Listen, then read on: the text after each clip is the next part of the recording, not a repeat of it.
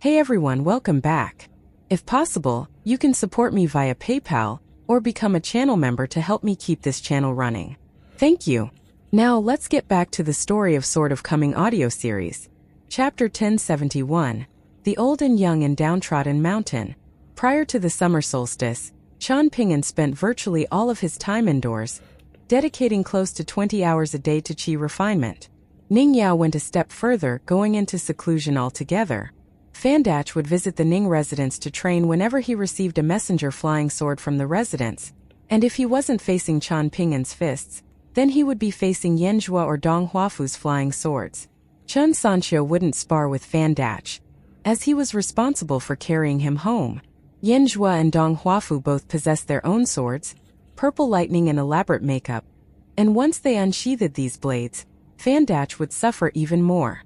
Fandach could only grumble about his aptitude being too inferior, allowing him to only be greatly discerning but not greatly apprehending, and thus preventing him from breaking through.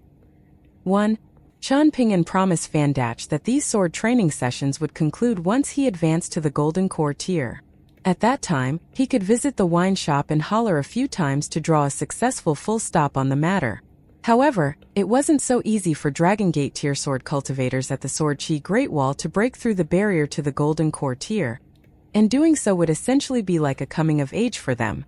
There was naturally a good reason why the Sword Qi Great Wall was home to the strongest sword cultivators in the world, also able to attract wave after wave of sword cultivators from other continents in the majestic world to visit and temper their sword skills. Indeed, practicing sword skills at the Sword Qi Great Wall was analogous to pure martial artists being fed fist after fist without reprieve, allowing one to build an extremely strong foundation at each and every cultivation base. This signified greater barriers to overcome when attempting to break through, and it was as if the Great Tao were weighing heavily on the shoulders of the sword cultivators, preventing them from standing up straight. If Fandach traveled to the majestic world Stalactite Mountain, it would become much easier for him to advance from the Dragon Gate tier to the Golden Core tier. Of course, doing so would also mean a far inferior Golden Core, with the detriments far outweighing the benefits in the long term. Because of this, only Earth immortals who genuinely had no hope of breaking through at the Sword Qi Great Wall would visit Stalactite Mountain to cultivate and try their luck for a period of time. After all, each breakthrough after the Golden Core tier would imply extending one's lifespan by hundreds, or even thousands of years. Cultivators below the Golden Core tier were prohibited from going to Stalactite Mountain to cultivate, however, and this was an ironclad rule of the Sword Qi Great Wall. This was in order to comprehensively quash the lazy mindsets of the young sword cultivators at the Sword Qi Great Wall. Thus, many criticisms had still been leveled at Ning Yao for sneaking out of her home and secretly visiting Stalactite Mountain in the past, despite her incredible aptitude and the fact that she did not need to take any shortcuts. However, Chen Qingdu, the old great sword immortal, had turned a blind eye to this, and Aoyang had secretly watched over Ning Yao as well, accompanying her to Stalactite Mountain's catch and release pavilion. The others had simply grumbled and griped, and none of the sword immortals would have actually stepped forward to block Ning Yao. For the past few training sessions, Chen Pingan teamed up with Fandach to face off against Yanzhua and Dong Huafu. They were free to use their flying swords, but they wouldn't use the swords at their waists, with the four of them using wooden swords instead. Moreover, the method of determining victory and defeat was very strange, with defeat going to the side whose wooden sword shattered first. A pile of wooden swords had been placed on the training ground, and almost all of them were used by Fandach, even with Chen Pingan helping him and rescuing him countless times. No matter what, Fandach was finally able to leave the Ning residence on his own two legs. Before going home each time, he would make sure to purchase and drink a pot of the cheapest wine at the wine shop. Chen Sanxiu would also chat with Fandach about the positives and negatives of the training sessions, as well as the flaws that were present in Fandach's attacks. Fandach's eyes would glimmer as he drank wine and listened to his good friend's careful guidance. Fandach felt even more giddy with anticipation when Chen Pingan suggested that the four of them team up to spar with sword immortal Nailan Yeshing. Apart from gradually selling 100 or so sword immortal seals, Yanzhua's silk shop also started to promote a newly published book, The Seal Manual of the 100 Sword Immortals. At the same time, customers could also receive bamboo fans as a free gift now, although some of the seals affixed to these fans would be privately collected stamps not included in the seal manual of the 100 Sword Immortals. The bamboo fans were crafted from ordinary materials, and the only things unique about them were the poems and seals. Similar to how the restaurants and wine shops were forced by Dai Zhang's wine shop to put up couplets and horizontal scrolls, the various silk shops at the Sword Qi Great Wall were now forced by Yanjua's silk shop to offer fans and other small and exquisite makeup trinkets for free. However, the customers, especially the wealthy women from large clans who weren't short on money, seemingly didn't rate the other silk shops. In reality, they didn't necessarily fancy the seals and folding fans offered by Yanjua's silk shop, but even Li Kai and several other female sword immortals, as well as many women from large clans, patronized his shop, so how could these wealthy women possibly allow others to perceive them as having inferior taste? Not only that, but some wealthy men who usually possessed poor emotional intelligence surprisingly visited Yanjua's silk shop or instructed their subordinates to visit, almost as if they had drunk some kind of hypnotic wine at Dai Zhang's wine shop. They would purchase exquisitely beautiful but functionally useless lengths of fabric, gifting these to their wives or mistresses along with the fans they would receive for free. Many women actually felt their husbands had overpaid for the fabric, but they could only say they liked the present when they saw the expectant looks on their husbands' often rigid, emotionless faces. Afterward, when the scorching heat of summer arrived, these women could open their folding fans to invite some cool relief. Looking at the beautiful characters of the fans, those who didn't understand the poems could turn to those beside them and softly inquire about the meaning, while those who understood the poems would feel genuine satisfaction and admiration. After completing qi refinement for the day, Chen Pingan strolled around at night and visited the pavilion atop dragon-slaying cliff by himself. Ningyao was cultivating in seclusion now, and she hadn't said too much before entering seclusion, only stating that this wasn't for the sake of advancing to the nascent tier. In any case, she wouldn't face any dangers. Chen Pingan planned to stay at the Sword Qi Great Wall for at least 5 years, and if the next large-scale war with the savage world were yet to break out at that time, he would need to hurriedly make a trip back home to the eastern treasured Vile continent. There were many matters to deal with at Downtrodden Mountain, after all. Afterward, he would need to immediately make his way back to Downtrodden Mountain. Both the Sword Qi Great Wall and Stalactite Mountain were extremely strict about messenger flying swords now, and they could only be delivered or received after passing the strict examination of 2 relevant officials. This was extremely troublesome for Chen Pingan. It wasn't that he couldn't get the timing right and travel to Stalactite Mountain, where he could then hand the secret letters to the Fan clans Osmanthus Island or Sun Jiashu's Mountain and Sea Turtle. The 2 sides wouldn't necessarily be breaking any rules, and the latter could help Chen Pingan deliver his letters to Downtrodden Mountain after they arrived at the eastern treasured Vile continent. It wouldn't be too difficult for Chen Pingan to do this now, although he would naturally need to pay a small price. Otherwise, the rules established by the Sword Qi Great Wall and Stalactite Mountain would become nothing more than a huge joke. Indeed, could he truly regard the Sword Immortals and Dao Lords as nothing more than useless props? Chen Pingan wasn't afraid of paying a small and necessary price, but he didn't want the Fan clan and the Sun clan to become overly involved with Downtrodden Mountain beyond normal business. They were showing goodwill and doing legitimate business with Downtrodden Mountain, so Chen Pingan naturally couldn't draw them into the many conflicts and issues surrounding Downtrodden Mountain before they even managed to earn any dividends. Chen Pingan descended Dragon-slaying cliff and returned to the wing room in the Ning residence. There had only been a single table with seals in this room before, but there was now an additional table with a geomantic map of the Dragon Spring Prefecture drawn by Chen Pingan. The kiln supervision official would most likely feel quite displeased if he were to see this map. This was because the geomancy map accurately depicted the locations of all the dragon kilns in the Dragon Spring Prefecture, regardless of size. There was the Star Leader Kiln, the Celestial Kiln, the Prosperous Scholar Kiln, the Thriving Martial Kiln, the Soaring Sky Kiln, the Exotic Flower Kiln, the Parasol Shade Kiln, the Paper Weight Kiln, the Ganoderma Kiln, the Flowing Jade Kiln, the Lotus Flower Kiln, and so on and so forth. There were also 2 handwritten books by Chen Pingan on the table, one recording the historical inheritances of the dragon kilns, and the other detailing the history and backgrounds of the 14 large families and clans of the small town. Everything was written in small, regular script, with the characters so densely packed together that the county office of the Locust Yellow County and the Ministry of Justice of the Great Li Empire would most likely be displeased if they were to see these books. Chen Pingan wrote much of the contents based on his recollections, while more than half of the secret records were secretly gathered one by one, little by little, through Downtrodden Mountain a few years ago.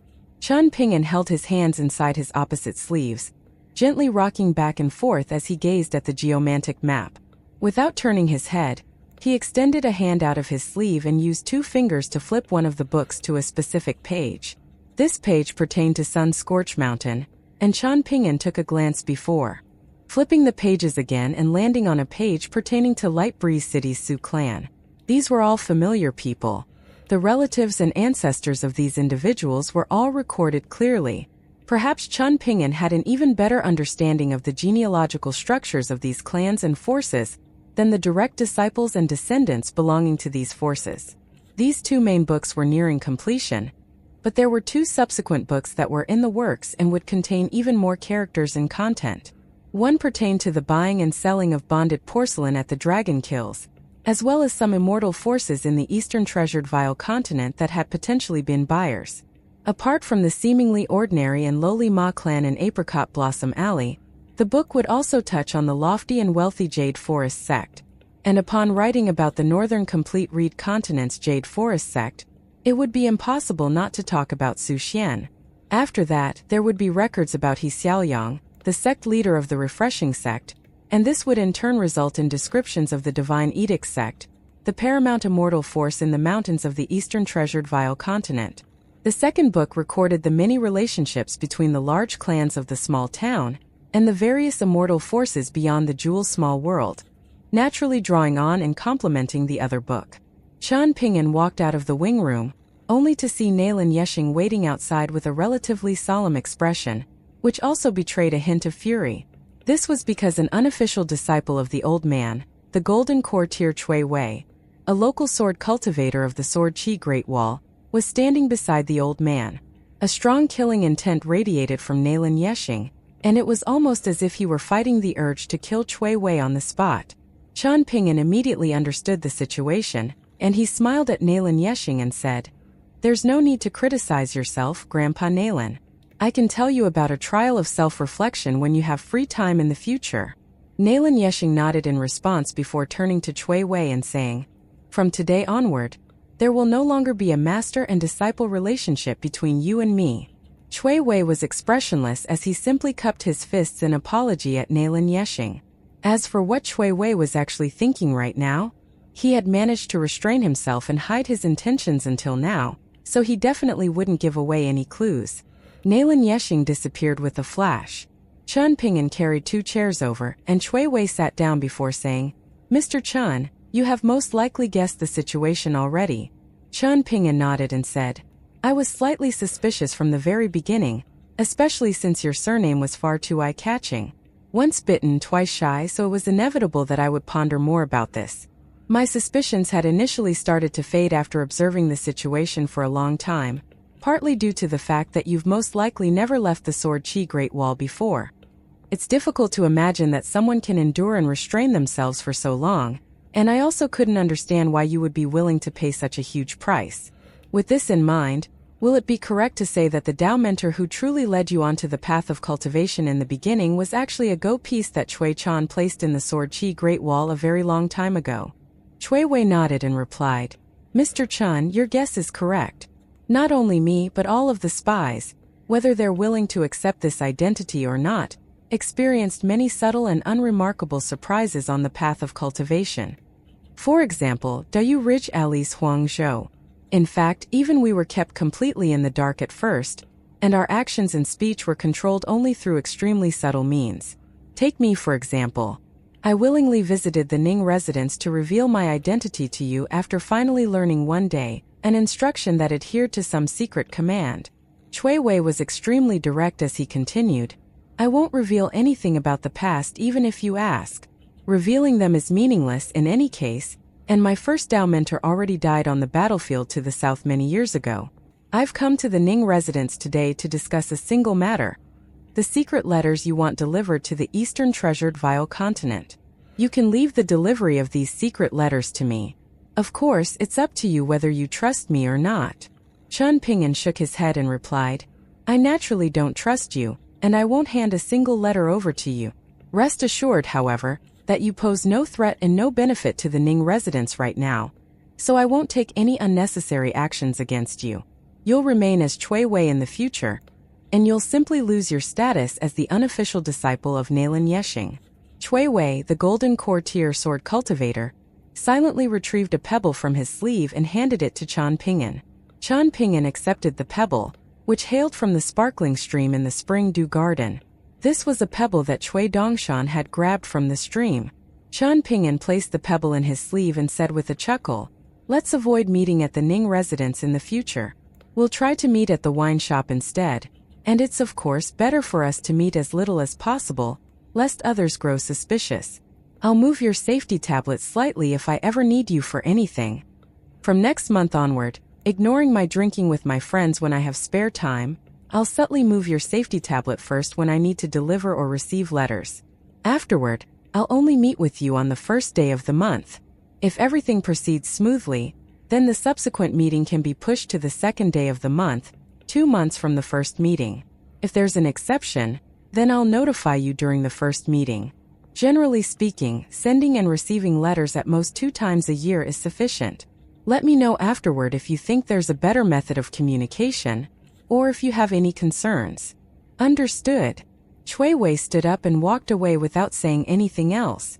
Chen Pingan also stood up, but he didn't see Chui Wei off. Nailan Yeshing appeared under the eaves and said with emotion, "I knew his face and his facade but not his true character."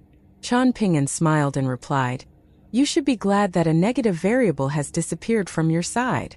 As for putting in a good word for Chui Wei or conversely helping Nailan Yeshing scold Chui Wei, there was no need for either." Nailan Yeshing smiled wryly and sighed with emotion. Chen Pingan walked to the wing room opposite them with Nailan Yeshing, and the old man retrieved 2 pots of wine. It was okay even if there was no food to enjoy with the wine. Nailan Yeshing listened to Chen Pingan roughly recount his trial of self-reflection at Bamboo Scroll Lake. There was no need to delve into the details, and the main purpose of recounting this was to comfort Nailan Yeshing, letting him know that it wasn't strange to lose to Chui Chan. As he listened, Nailan Yeshing couldn't help but drink an additional pot of wine, eventually asking, "How did you struggle through such a traumatic experience?" Chen Pingan smiled and replied, "Grandpa Nailan, haven't you already answered your own question?" Nailan Yeshing faltered for a long while before understanding Chen Pingan's response and breaking into hearty laughter. It was a scorching summer at the Sword Chi Great Wall. Yet the first snow of winter had just fallen at the eastern treasured Vile Continent's Dragon Spring Prefecture.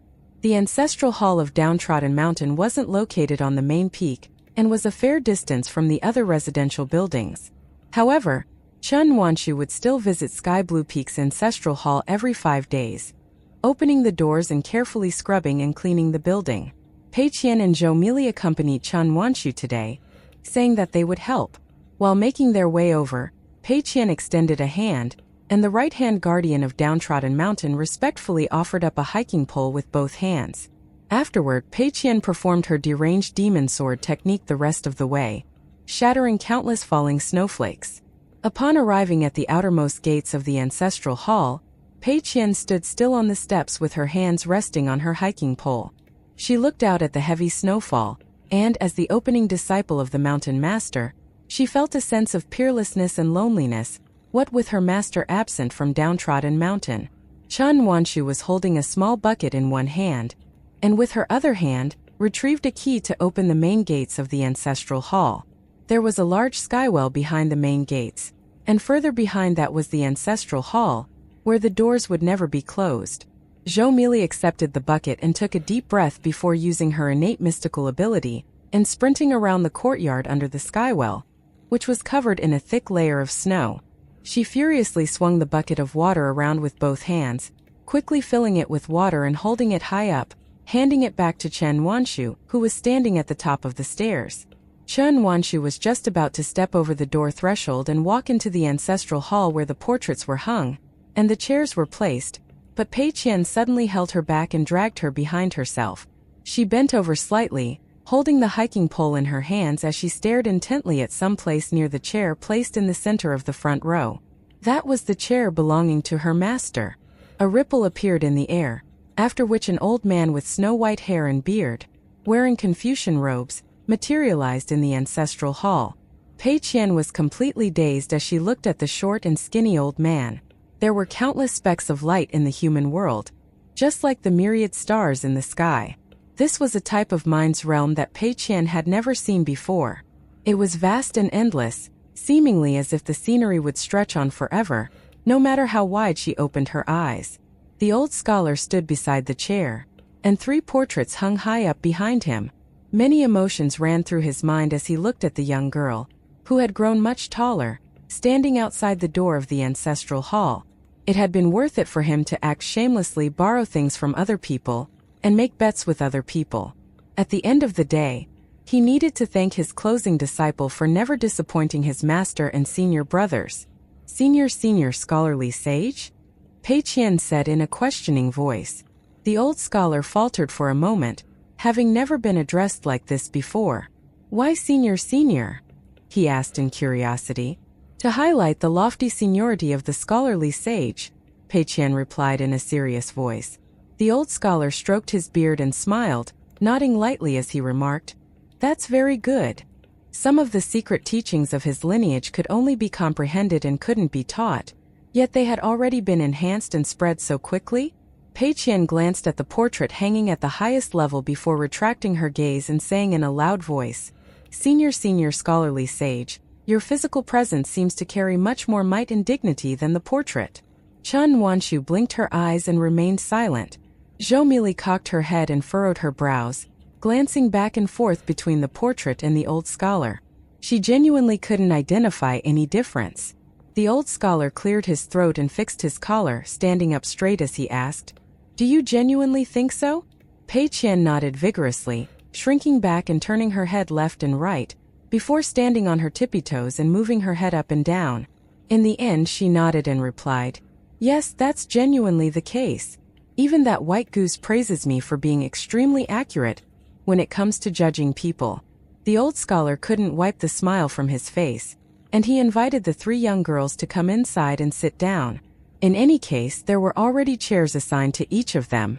The old scholar lowered his voice and said, "It's okay for the 3 of you to know about my visit to Downtrodden Mountain, but make sure not to tell anyone else." Pei Qian cleared her throat and exclaimed, "Nwanshu Mili." Chen Wanshu immediately nodded and replied, "Understood." Holding the hiking pole bestowed upon her by Pei Qian, Zhou Mili stood up straight and kept her mouth tightly shut. She would play mute from now on. This was very fitting, given that she was a great water monster from Mute Lake to begin with. The old scholar slowly paced around the ancestral hall, and Chen Wanshu began adeptly cleaning all the chairs. Pei Qian stood beside the chair assigned to her, while Zhou Mili wanted to sit down on the chair with a small paper sticker reading Right-Hand Guardian. However, Pei Qian shot a glare at her, wordlessly criticizing her for lacking etiquette. Her master's master was gracing them with his presence, and even he was yet to sit down, so how could Zhou Mili sit down first? Zhou Mili immediately stood up straight, feeling slightly aggrieved. She wanted to sit down to let the old mister know who she was, no? The old scholar noticed this and smiled, but he didn't offer any comment. His closing disciple had truly spent a great deal of time and effort to painstakingly guide Pei Qian onto her current path. It was even more commendable that he had managed to teach her so well. In reality, this was the old scholar's 3rd visit to Downtrodden Mountain. He had come and left in a hurry the previous 2 times, and thus he hadn't paid a visit to the ancestral hall. After today's visit, he would once again be bogged down with all kinds of tasks. He was destined for a life of hard work. In the past, the old scholar had secretly visited the private school in the small town, standing in a certain spot and immersing himself in the atmosphere.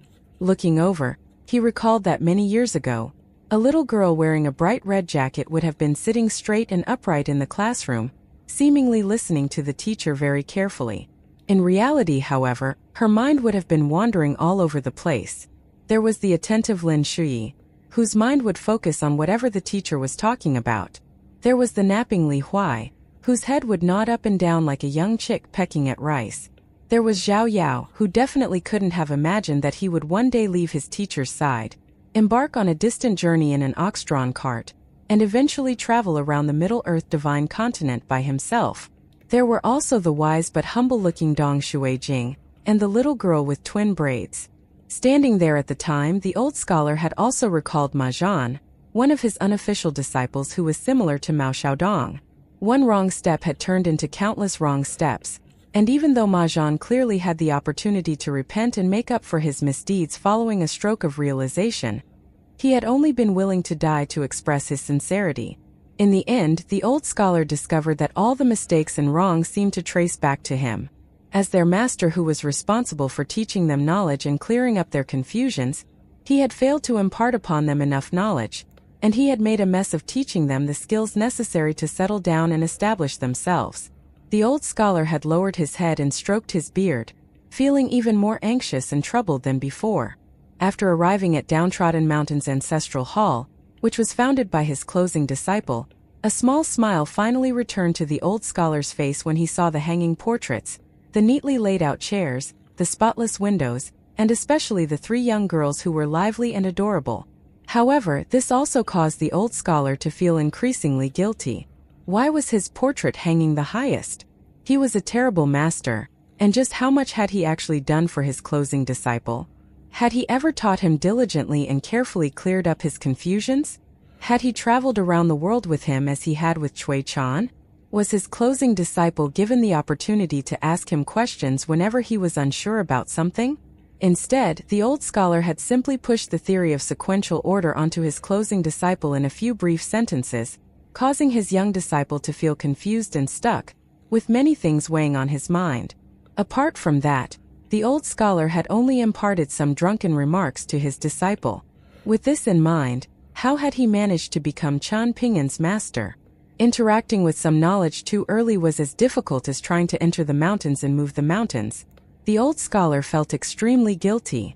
When he was standing in the private school back then, the old scholar had turned around and looked outside, and it was as if an emaciated little boy had been standing on his tippy toes outside the window, his eyes wide and his ears pricked as he listened to the sound of scriptures being recited and smelled the fragrance of books.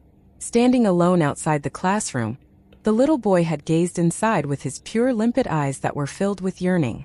Afterward, that little boy might carry a large basket and enter the mountains to collect herbs, loudly reciting, "At the beginning of life, one is naturally good in nature," to give himself courage despite not understanding the meaning of this phrase. While descending the mountain, he might spiritedly recite, "The heavens dark and the earth yellow, the universe vast and swirling with chaos." The sun would be blazing as the little boy navigated up and down the mountain, leaving him drenched in sweat. The little boy would hide under the tree's shade to rest, playing the game of grass fighting by himself. He would be both the victor and the loser, so he would raise one hand high into the air and loudly cheer that he had won. It was only at these moments that he would appear like an innocent little child. There were myriad hardships in the world, so it was no surprise to see children facing difficult childhoods. However, it was rare to see these children being able to handle the difficulties. In fact, the old scholar even regretted saying those words to Chen Pingan back then. This is how a young person's shoulder should be, avenging the destruction of one's empire or clan, and upholding the notion of righteousness. These things can wait. One should first carry the gentle breeze and the bright moon, the long grass and the flying warblers.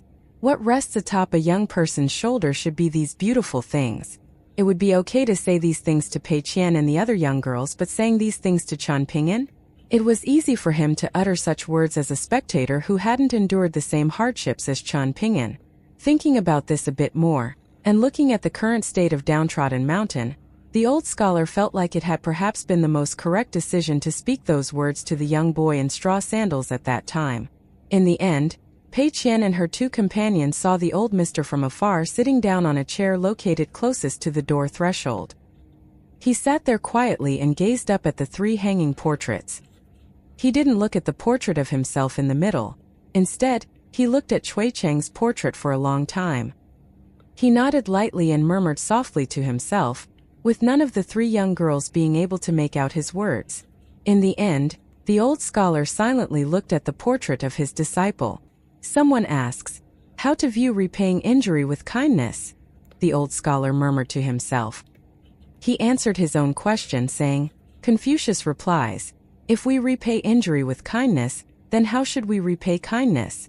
Thus we should repay injury with justice, and repay kindness with kindness. On this day, Fandach's entire body was riddled with small gashes, and he was drinking at the wine shop with a dazed expression. Chen Sancho wasn't in much better condition. The five of them had joined forces to battle Nalan Yeshing in the Minute Small World on the Ning Residence's training grounds, but aside from Chen Pingan, the four others, namely Chen Sancho, Yanzhua, Dong Huafu and Fandach, had all been made to suffer for their decision to challenge the old sword immortal. Fatty Yen had returned home to continue his training, while Dong Huafu had gone somewhere to wander around on a shopping spree. Everything would be put on Yanzhua and Chen Sancho's tab, so he didn't have to worry about budgetary restrictions. Sancho, I'm suddenly a little afraid to become a Golden Core tier swordsman, Fandach admitted. Once I reach the Golden Core tier, I won't have any guardian swordsman anymore. That's your problem, Chen Sancho said with a grin. I come from a wealthy clan, so even after I reach the Golden Core tier, I'll still have swordsmen from my clan to protect me on the battlefield. What a reassuring thought that is. I should have a drink to that. And so he did, raising his cup to take a sip of wine. At this point, Chen Sancho had realized that when dealing with a friend like Fandach, the direct and straightforward approach was always the best, and that there was no need to be overly considerate of Fandach's feelings. Chen Pingan has agreed for me to accompany all of you onto the battlefield during the next battle, so he's going to be my guardian swordsman, Fandach declared with a grin of his own. Even if Fandach were a complete fool, Chen Pingan's intentions would have still become abundantly clear to him after so many sparring and training sessions together. On one hand, he was trying to enhance Fandach's cultivation base, but he also had a secondary objective, which was to hone everyone's cohesion and teamwork as a unit. Ideally, they would all survive the next battle and slay many demons in the process. Chen Sancho raised his bowl of wine, then gently touched it to Fandach as he remarked, "You're a lucky man, Fandach. Not everyone gets to have Chen Pingan as their guardian swordsman." Fandach poured himself another bowl of wine as he mused, "If I think about it that way, I'm suddenly looking forward to becoming a Golden Core tier swordsman again. Right now, Chen Pingan is a 5th tier cultivator, and he just so happened to make his breakthrough on the Sword Chi Great Wall, so why isn't he here to celebrate with us? He's probably too embarrassed to make a fuss," Chen Sancho chuckled. "After all, he still hasn't even reached the abode tier yet. He's not one to get embarrassed over something like that," Fandach disagreed with a shake of his head. Earlier, when they were drinking together here, Chen Pingan had stood up, raised a toast to everyone, and delivered an address, encouraging everyone to make breakthroughs of their own. He told them not to be shy about it, and that they had no excuse not to make breakthroughs, considering they were able to enjoy the cheapest wine and the finest Yongchan noodles on the Sword Chi Great Wall, in addition to free pickled vegetables. According to him, they were unworthy of drinking his wine if they couldn't make breakthroughs in their cultivation, and he declared that he was going to raise his wine prices for those who took too long to make breakthroughs. At the time, all of the patrons of the wine shop had fallen into a bewildered silence. They felt like something wasn't right, but at the same time it didn't really feel worth it to confront Chen Pingan over his provocative remarks. However, what was much more infuriating to everyone was the betting station that had been arranged to take bets on whether Dong Huafu would take the initiative to treat everyone. In the end, almost everyone lost.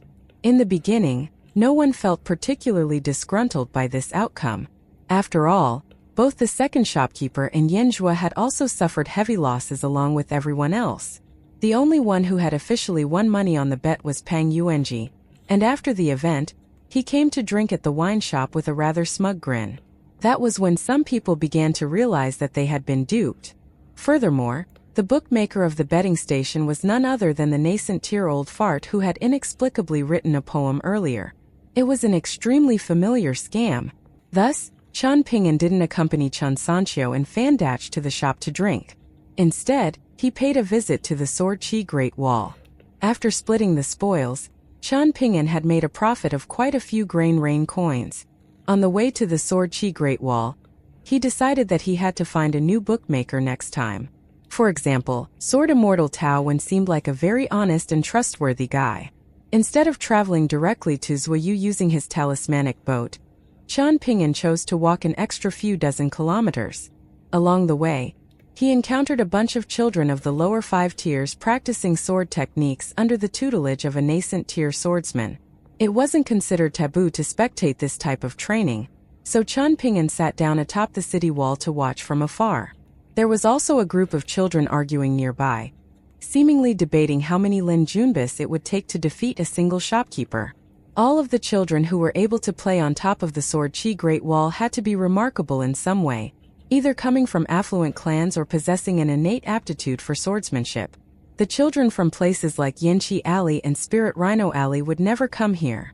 The city was too far away from the Sword Chi Great Wall, and it was simply too long a journey for the average child to make on foot. Additionally, there was very heavy sword intent and immense sword chi on the Sword Chi Great Wall, creating an unforgiving, inhospitable environment for children with frail constitutions. Such was life. Some were born with everything, while others found themselves in worse and worse situations as they progressed through life. One of the children spotted Chen Pingan, and he immediately yelled, "You tell them, second shopkeeper. Surely you can beat up 5 Lin Junbis with just a single hand. If you say yes, then you'll be my friend. My name is Yuan Zhaohua." Chen Pingan merely waved a dismissive hand in his direction, indicating for him to go away. The boy refused to give up, lowering his expectations a little as he asked, "How about 3? Surely you can deal with 3. "I wouldn't know. I've never fought him before," Chen Pingan replied with a smile. "How about I issue an official challenge for you?" Yuan Zhaohua offered. "I'll tell everyone that you can beat up Lin Junbai, Yan Lu, and Zhang Guanqing with just one hand." Chen Pingan stood up and made his way over to the boy. Only up close did he discover, to his surprise, that it was actually a girl, but she was a tomboy through and through. He gave her a light kick on the backside as he scoffed, "Get out of here. Do you even know how to write? How is an illiterate little brat like you going to write an official challenge?" "Of course I know how to write. I'm way smarter than you," Yuan Zhaohua snapped with an indignant expression. "All right, in that case, how do you write Chen Pingan?" Chen Pingan asked with a smile. "I know how to write your name, but I'm not going to," Yuan Zhaohua replied. "You must have forgotten how to write your own name, and you want to trick me into teaching you, right? You're not fooling me that easily." Clearly, she was the leader of this group of children, and all of the other kids were eager to back her up. Chen Pingan sat down facing the city in the north, then pulled out a bamboo leaf before using it as a makeshift instrument to play a tune. "That doesn't sound good at all," Yuan Zhaohua scoffed disdainfully.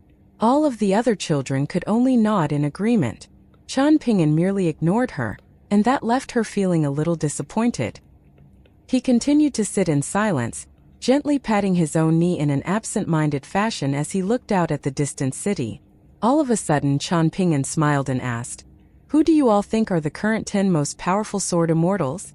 It doesn't have to be in order. What's the point if you don't assign an order to them?" Yuan Zhaohua scoffed with a roll of her eyes. "That would be just saying a bunch of names with no purpose." Chen Pingan stood up and prepared to depart. "Chen Pingan, I'll tell you my top 10 if you give me a folding fan," Yuan Zhaohua negotiated as she extended a hand toward him. Chen Pingan chuckled. "Well, aren't you a tricky little customer?"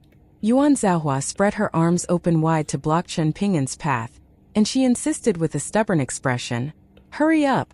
You have to give me a folding fan with the best calligraphy and the most characters on it." Chen Pingan was initially planning to ignore her, but a thought then suddenly occurred to him, and he sat down as he prompted, "Go ahead and tell me your top 10 first. I'll decide whether I want to give you a folding fan afterward." The old great sword immortal Dongsang Aoyang, Lord Hidden Official Chan Shi Qi Tingji, Zuoyu Nalan Xiaowei, the old deaf guy, and Lu Ji. "That's my top 10, Yuan Zhaohua declared, rattling off the entire list of names in a single breath. "Give me the folding fan." Chen Pingan rose to his feet again, and he really did pick out a jade bamboo folding fan from his minimization treasure before slapping it down onto Yuan Zhaohua's hand. "Make sure you don't lose it. This thing's worth quite a bit of money." Yuan Zhaohua opened the folding fan with a gleeful expression, but there weren't many characters on it, and she barely recognized any of them. "Gimme another one. I want one with more characters on it," she demanded. Chen Pingan gave her another light kick on the backside as he chuckled. "I suggest you don't push your luck. Otherwise, I'm going to change my mind. Yuan Zhaohua closed the folding fan and tucked it behind herself, then extended her other hand toward Chen Pingan as she declared, "In that case, I'll buy the folding fan with the most number of characters from you. How are you going to pay for it?" Chen Pingan asked with an amused smile. The old greatsword immortal Dongsang Aoyang Lord Hidden Official Chan Shi Qi Tingji, Zuoyu Nalan Xiaowei the old deaf guy and Lu Ji, she repeated with a serious expression. "From now on, I'll add Chen Pingan to my list. You will be the 11th most powerful sword immortal on our Sword Qi Great Wall. How about that?" Chen Pingan burst into laughter, and he gave her another fan, this one with many more characters on it. "Very impressive, little girl," he praised with an amused smile. "You're the only one on the Sword Qi Great Wall that's been able to swindle me out of money." Yuan Zhaohua was very pleased with her spoils, but she still wanted more. "If you give me another one, I can include you in my top 10, or even my top 5. It's fine if this one doesn't have as many characters on it," she negotiated. Unfortunately for her, Chen Pingan didn't take the bait. However, prior to his departure, he pulled out a small seal and told Yuan Zhaohua to hand him the folding fan that had fewer characters on it. He gently imprinted his seal onto the fan, then returned it to Yuan Zhaohua, while all of the other children looked on with wide eyes. By the time the nascent tier sword immortal concluded his lesson, Chen Pingan was already long gone, and the old sword immortal made his way over to Yuan Zhaohua and the children. At this moment, Yuan Zhaohua was resting her chin on top of the city wall with the 2 folding fans splayed out before her, doing her best to identify any characters that she recognized. Of course, she preferred the one with more characters on it, and in her eyes it had to be far more valuable than the other one. However, the old sword immortal's attention was drawn to the folding fan bearing fewer characters, and he was quite amused by what he saw. Most good things aren't meant to last. Precious jewels soon become relics past. But lost jewels may still be unearthed someday, perhaps gaining in value. Who's to say? The first sentence came from an extremely renowned piece of poetry in the majestic world, whereas the second half was complete nonsense, most likely something that Chen Pingan had made up himself. Having said that, it did put a positive twist on things, invoking a sense of hope when the original piece of poetry contained a rather sobering message. All of a sudden, the old sword immortal's attention was drawn to the seal imprinted on the fan, and an intrigued look appeared on his face. The inscription in the seal read, "Life is fraught with separations, but even shattered mirrors can be mended." The old sword immortal then thought of Yuan Zhaohua's background. Her father was a bright talent who had high hopes of reaching the upper 5 tiers, but ultimately perished on the southern battlefields before he could reach his full potential, leaving behind only Yuan Zhaohua and her mother. The old sword immortal turned his gaze in the direction that Chen Pingan had departed. It had to be said that he was a little different from the academics from schools, and ones that the old sword immortal had encountered in the past. Meanwhile, Chen Pingan had already met up with Zuoyu. "I see you've already made a breakthrough," Zuoyu remarked. "That's right. I am now a 5th-tier Qi refiner," Chen Pingan confirmed with a nod. "Make sure you don't slack off in your studies and mental cultivation," Zuoyu cautioned. Zuoyu was probably the only senior brother under the heavens who was concerned that their junior brother was making breakthroughs too quickly, rather than worried that their junior brother's cultivation base was too low. "With you keeping a constant eye on me, I wouldn't dare to slack off even if I wanted to," Chen Pingan said in a resigned manner. "Why didn't you say that you couldn't die to my sword Qi a few more times even if you wanted to?" Zuoyu sneered. Chen Pingan immediately knew that he was in for a lot of suffering. Osmanthus girl Jean Su on the Osmanthus Island was actually Lady Gui's only direct disciple, and her cultivation base remained the same as it had been 10 years ago. This was no surprise, given that bottlenecks were difficult to overcome. Hence, upon the Osmanthus Island's arrival at Stalactite Mountain, Lady Gui encouraged her to go and explore Stalactite Mountain to take her mind off things. In close proximity to both the mountain and the sea, Stalactite Mountain was an exceptional place to see and visit. Lady Gui had even given Jean Su an allowance of 1 grain rain coin as spending money, jokingly remarking to her disciple that if she encountered the same beloved items that had been on her mind for close to the past 20 years, then she shouldn't hesitate to purchase them this time. This gave Jean Su a massive fright, and she tried to refuse, but Lady Gui brushed her off with a dismissive wave. At the same time, she told Jinsu that this was the first time both Mr. Qi and his disciple were visiting Stalactite Mountain, so she should help them out wherever she could. Jinsu didn't think much about it. Neither Qi Jinglong nor Bai Shou had revealed their sect of origin, so Jinsu merely treated them as if they were a traveling Confucian scholar and his scholarly attendant.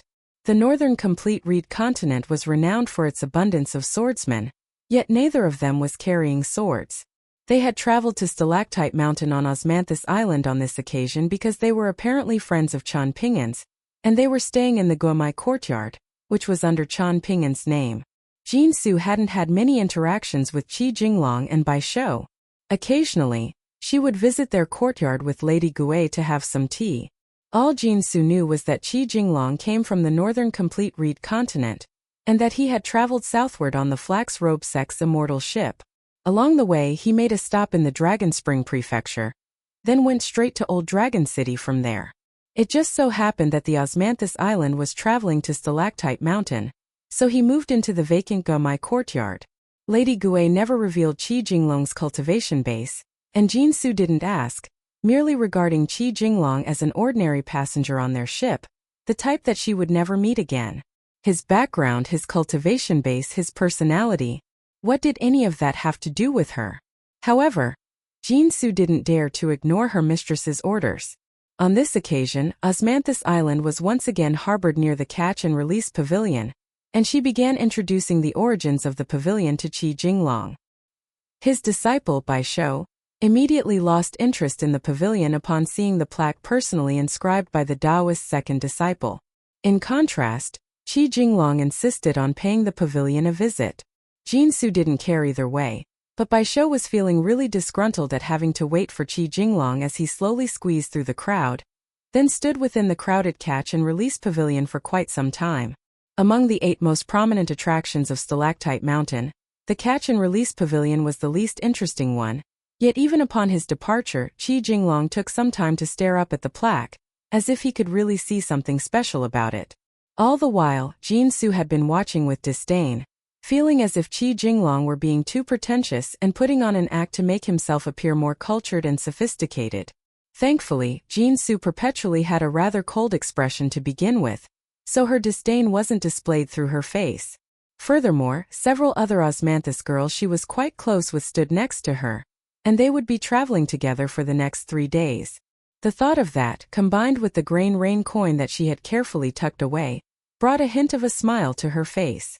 In her eyes, Bai Shou wasn't much better than Qi Jinglong. He was constantly complaining and whinging, going on and on about how Lu Jinglong was delaying his trip to the Lightning Lake platform. He didn't refer to Qi Jinglong respectfully as Master or Mr. Qi, instead seemingly adamant that his master had the Lu surname instead, something that Jinsu felt rather strange, but she didn't care to ask questions. What Jinsu felt to be even stranger was that Qi Jinglong was willing to bring such a rude and uncouth disciple with him on his journey. Share to your friends after leaving the crowded Catch and Release Pavilion. Jinsu routinely asked Qi Jinglong if there was any particular inn where he would like to stay. She told him that the Ganoderma Inn had the best scenery, but it was quite expensive. As a result, many of the Osmanthus Island's regular passengers, including Chen Pingan, generally preferred to stay in the Stork Inn. However, the inn wasn't very big, and it was tucked away deep in a small alley. It wasn't a particularly great inn, but it certainly had the advantage of low prices. Qi Jinglong smiled and politely requested that Jinsu take them to the Stork Inn, but that was immediately met with opposition from Bai Shou. He was just about to complain when Qi Jinglong turned and gave him a warning glance, so he could only swallow his gripes and sulk in silence.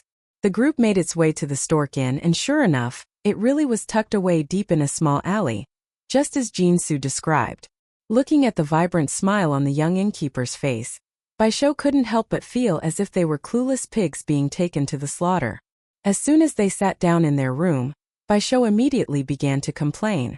Don't all of the swordsmen of our northern complete reed continent stay in the Spring Banner Inn when they come to Stalactite Mountain? Why are we staying in this shoddy little inn instead? Are you lusting after those Osmanthus girls or something? Qi Jinglong poured 2 cups of tea, and Bai Shou took his cup before downing its contents in one go, then continued. Let's have a heart-to-heart here, Lu Jinglong. Jean Su is the prettiest one out of those Osmanthus girls, but even she loses to Celestial Maiden Lu in the looks department, does she not? Apparently, the owner of the Spring Banner Inn almost became Dao partners with Celestial Maiden Lu's grandmaster in the past. So did you choose not to stay in the Spring Banner Inn because you were afraid that someone there would tip off Celestial Maiden Lu, and she would come all the way here to find you? I'm sure she wouldn't do that. It's not like she's Sun Qing of the Rainbow Sparrow residence. Out of all of the women who like you, I'd say Celestial Maiden Lu is inarguably the most beautiful. Personality-wise, I like Sun Qing the most. She's really confident and straightforward, but also just a little bit shy.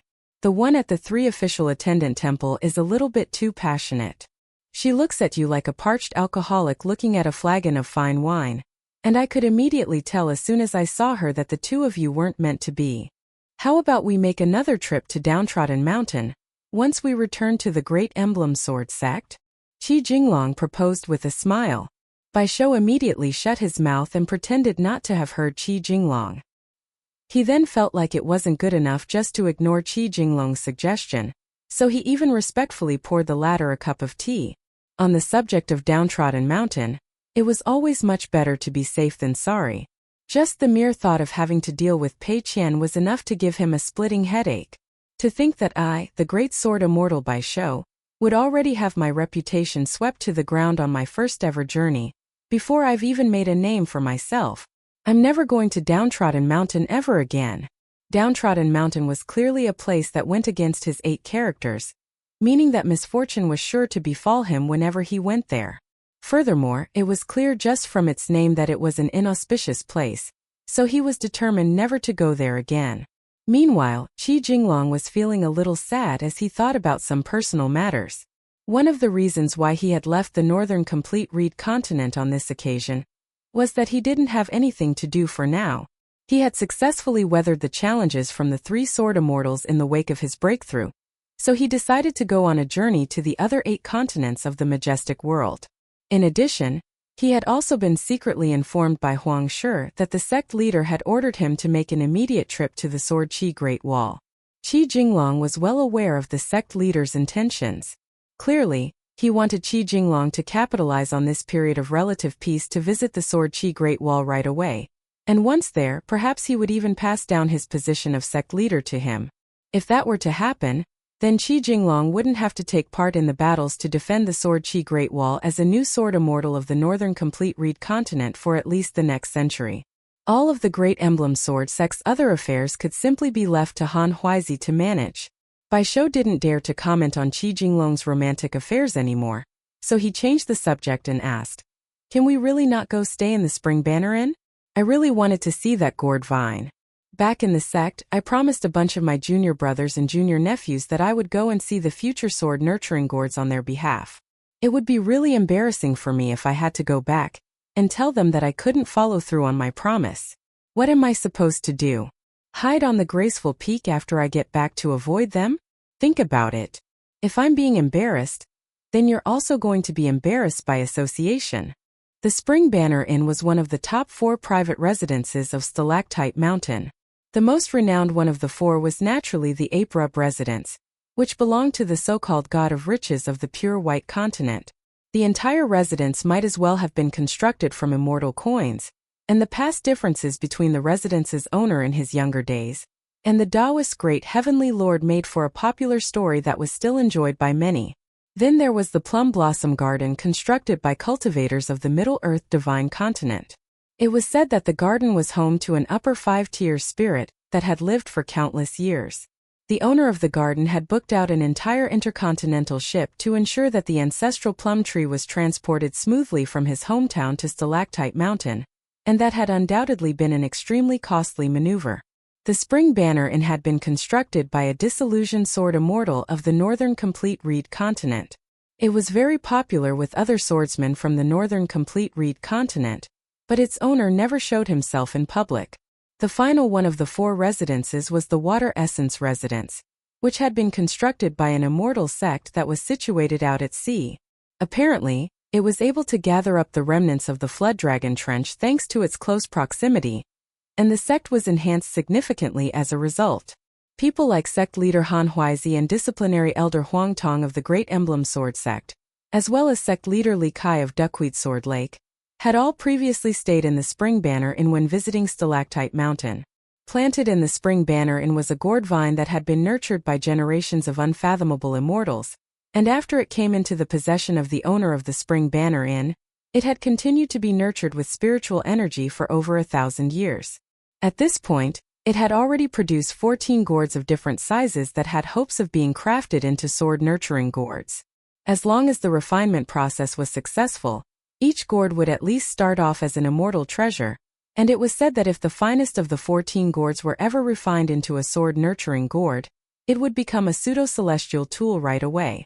In the immortal world, there existed immense disparities in value even among treasures of the same caliber. A pseudo-celestial sword-nurturing gourd was almost comparable to a sword-nurturing gourd left behind by the Tao ancestor, and as a result, they were regarded as celestial tools. That sword immortal from the northern complete reed continent had made an extremely wise decision to bring the gourd vine all the way here. The Spring Banner Inn was under the protection of Stalactite Mountain, and by extension, the gourd vine was also able to benefit from Stalactite Mountain's protection.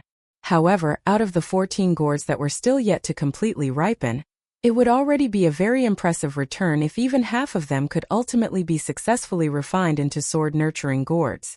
Not only would the Spring Banner Inn be able to gain a tremendous reputation and enormous wealth from those 7 sword-nurturing gourds, but even more importantly, they would also be able to establish close ties with 7 sword immortals. Perhaps those connections alone would be enough for the owner of the Spring Banner Inn to establish a sect on whichever continent in the majestic world that he pleased. This was why Bai Shou was so keen to visit the Spring Banner Inn. He had been extremely envious after finding out that Chen Pingan's red wine gourd was actually a legendary sword-nurturing gourd, and he was very much looking forward to the day when he could get his own sword-nurturing gourd. How cool would it be if he could travel the world while using a sword-nurturing gourd as a container for wine, just as Chen Pingan did? He had suggested that Chen Pingan engrave the words sword-nurturing gourd onto his wine gourd, but Chen Pingan had turned down the shameless suggestion. "We'll go there after we've visited the 7 other attractions first," Qi Jinglong said. "Right now, it's extremely difficult for outsiders to travel from Stalactite Mountain to the Sword Qi Great Wall, so we're going to need the Spring Banner Inn to vouch for us." Bai Shou's eyes instantly lit up with excitement, and he asked, "Can you reserve a Spring Banner and sword-nurturing gourd for me? Even the worst one of the bunch is fine. That can serve as your disciple recruiting gift to me. The Great Emblem Sword Sect is such a massive and reputable sect, and you're now an unpolished jade-tier swordsman. You'd be bringing shame to both yourself and your sect if you give me too shoddy a disciple recruiting gift. You should take a leaf out of Brother Chen's book." He gave out so many gifts after the Downtrodden Mountain Ancestral Hall was established, and all of them were extremely valuable. In truth, Bai Shou was only running his mouth, and he had no realistic expectations that Lu Jinglong would accept his request. Sword-nurturing gourds were priceless treasures that even some sword immortals didn't possess. This was because, compared with things like pocket treasures and minimization treasures, sword-nurturing gourds were rather awkward. If the caliber of a sword-nurturing gourd couldn't match up to a swordsman's cultivation base, then it would only hamper the nurturing of the swordsman's bonded flying sword. However, sword-nurturing gourds of a sufficient caliber to catch a sword immortal's eye were exceedingly rare. However, to Bai Shou's surprise, Qi Jinglong nodded as he replied, "I'll make a request for you, but I can't make any promises on whether it'll work out or not." Bai Shou was ecstatic to hear this, and he exclaimed, "Really? You're really willing to put in a request for me?" In his eyes, Lu Jinglong had a whole host of terrible qualities, but if there was one good thing about him, then it was that he always kept his word. "You accepted me as your master in the Ancestral Hall, so it's only right that I give you a disciple recruiting gift," Qi Jinglong said. "Right now, you are a direct disciple of our Great Emblem Sword Sect's Ancestral Hall, and it would benefit you immensely to own a sword-nurturing gourd of a high caliber. It would allow you to nurture your sword faster, and that way you'll have more time to spend on mental cultivation, so why would I not be willing to make the request for you? It's not like I'm going to barge my way into the Spring Banner Inn and force them to sell me a sword-nurturing gourd. I just didn't expect you to be so generous, seeing as you never even bring money with you wherever you go," Bai Shou murmured. "A person's generosity isn't solely reflected in how they handle money," Qi Jinglong said with a smile. It's never a good thing to go to extremes or to be too narrow-minded in any regard. I'm not saying this to make excuses for myself. Instead, I'm telling you this because I want you to always think more when you meet people outside of me. Otherwise, you run the risk of passing up worthy friends and making friends with those who are unworthy. Hold on a second. Could it be that you know that the spring banner and isn't going to sell you a sword nurturing gourd, so you're just using this as an opportunity to preach to me? Bai Shou asked with a skeptical expression. Cultivators like you and I can live far longer than the average person. So as long as you're willing to look, the truth will always come out eventually. Do you need to ask my true intentions? Even if I tell you what my true intentions are, would you believe me? Qi Jinglong countered with a smile. Stop. My head hurts. Bai Shou wailed as he frantically clasped his hands over his ears to keep out Qi Jinglong's insufferable preaching.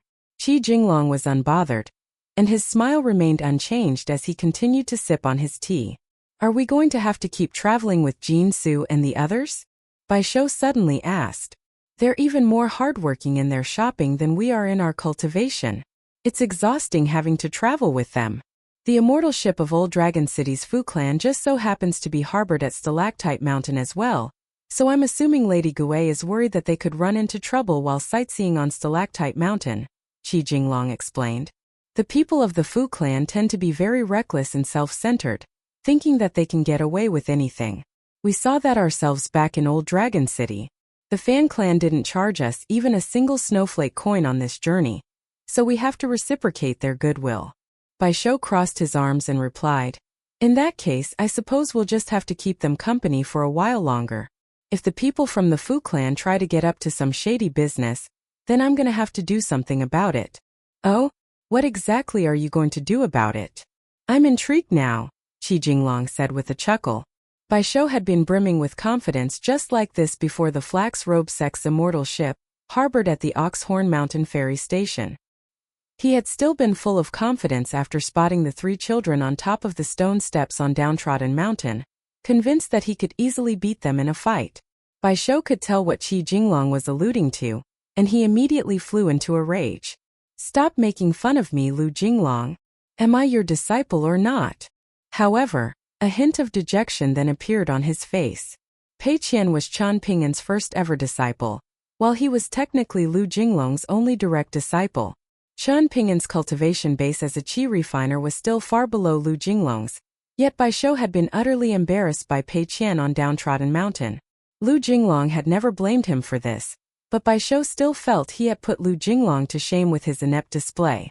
I've never felt like my disciple is inferior to others, Qi Jinglong reassured. Bai Shou's cheeks instantly became flushed as he snapped. Who are you calling your disciple? I've never truly thought of you as my master. If you compete with others, there will always be people better than you. But if you compete with yourself, then you'll always win. It's just a matter of your margin of victory. Which one do you think is the superior path to take, Bai Shou? Qi Jinglong asked with a serious expression. Bai Shou lay down on the table in a dramatic fashion as he let loose an almighty groan. He felt extremely envious of Pei Qian because her master was always absent, so she barely ever had anyone preaching to her. What was most concerning to Bai Shou was that as they parted ways last time, Pei Qian told him that she was perhaps also going to make a trip to the Sword Qi Great Wall to visit her master, and that the timing of her trip was only dependent on when Zhong Qiu planned to embark on his journey. She had decided that the next time they met, they would only engage in a verbal battle rather than a physical contest. Of course, Bai Shou had no say in the matter, and it wasn't like she cared about his opinion anyway. Whenever Bai Shou thought of this, he would immediately be overcome with a sense of frustration. Ning Yao was still in seclusion. Whenever Chen Pingan took a break from his qi refinement, he would spar with Nalin Yeshing on the training grounds. Without Fandach and the others present, Chen Pingan was able to go all out, and he seemed like an entirely different person in the minute-small world. Granny Bai would always watch their sparring matches from the pergola, and the more she saw, the more convinced she became that Chen Pingan was the most handsome and talented young man on the entire Sword Qi Great Wall. In her eyes, his martial arts aptitude was unmatched, and she wasn't concerned at all about his relatively lacking cultivation base as a qi refiner. Clearly, he was the type to build a solid foundation before making rapid progress, and sure enough he had already made a breakthrough to the 5th tier. In fact, she was so confident in Chen Pingan that she deemed his aptitude for cultivation to be almost on par with that of Ning Yao. On this day, Chen Pingan was sitting on a little stool not far away from the wine shop, eating some sunflower seeds. He had finally finished telling the story of the wine-loving sword immortal Qi. Feng was still eager to hear more, so he asked Chen Pingan if there were any other noteworthy stories about sword immortal Qi. Chen Pingan thought about it and decided that he could make up a few more, so he continued his storytelling. The next story began as the young sword immortal arrived at an ancient monastery in the wilderness while out on a journey. He lit a campfire and was just about to begin drinking when several beautiful women drifted into the monastery, leaving a trail of alluring fragrance and tinkling laughter in their wake. The young sword immortal's brows instantly furrowed slightly at the sight of the women because, as a cultivator, he was able to see foxtails trailing along behind them. Thus, the young sword immortal rose to his feet after downing a flagon of wine. Right as Feng was being drawn into the story, Chen Pingan left things on a cliffhanger, declaring that he would tell the rest of the story next time. Even after making his way to the wine shop, Chen Pingan didn't ask for a drink. Fan Dach and the others weren't around, and the remaining gamblers were all glowering at him with rather hostile expressions, so it was going to be difficult for him to get a free bowl of wine or two. He squatted down by the side of the street and had a bowl of Yangchun noodles. As he did so, he suddenly felt a pang of guilt toward Qi Jinglong. He felt like his stories weren't spectacular enough to do Qi Jinglong justice, but there was nothing more that he could do. After all, he wasn't a true storyteller, and he had already done his best. In Chen Pingan's mind, this was not a matter of wine, but one of principle. He was running this wine shop, yet he couldn't even get a bowl of free wine here, and that was absurd to him. Hence, Chen Pingan decided to make a deal with a pair of swordsmen that he was familiar with. The two men had been glowering resentfully at him even as they enjoyed their meal of noodles and wine, and it took a lot of convincing, but Chen Pingan managed to win them over. He implied to the two men that the next time someone ran a shady betting station, he would make sure that they were in on it and would get a share of the profits. The attitudes of the two swordsmen instantly took a drastic turn at such an alluring proposition, and they insisted on treating Chen Pingan to some wine. Furthermore, they weren't willing to settle for the cheapest bamboo sea small world wine. Even though they were both struggling financially, they insisted on scrounging together 5 snowflake coins to buy a flagon of the shop's most expensive wine. They told Chen Pingan that he had to drink it. Otherwise, he would no longer be their friend. Chen Pingan sat at the table, waiting for the wine to be brought to him, feeling a little lonely. With so many friends, it was difficult not to be treated to wine. The list of the top 10 sword immortals of the sword Qi Great Wall that Yuan Zhaohua had provided earlier on the city walls was not much different from Chen Pingan's list. The old great sword immortal Dong Seng, Aoyang, Lord Hidden Official Chen Shi Qi Tingji, Zuoyu Nalan Xiaowei the old deaf guy and Lu Ji. No one knew the full extent of Chen Qingdu's power, and aside from the imaginative and heavily romanticized stories told by children, there were no real tales of his feats either. The Dong clan had been dealt a rather heavy blow after Dong Guanpu was personally slain by the old great sword immortal for colluding with the demon tribe. And in the wake of that incident, Dong Seng had kept a very low profile. His previous public appearance was when he gave a send-off to sword immortal Huang Tong of the Great Emblem Sword sect. Aoyang was already long gone from the sword Qi Great Wall. He had scammed a donkey and a white sword nurturing Gordoff Wei Jin, and during his travels he ran into Chen Pingan and Li Baoping.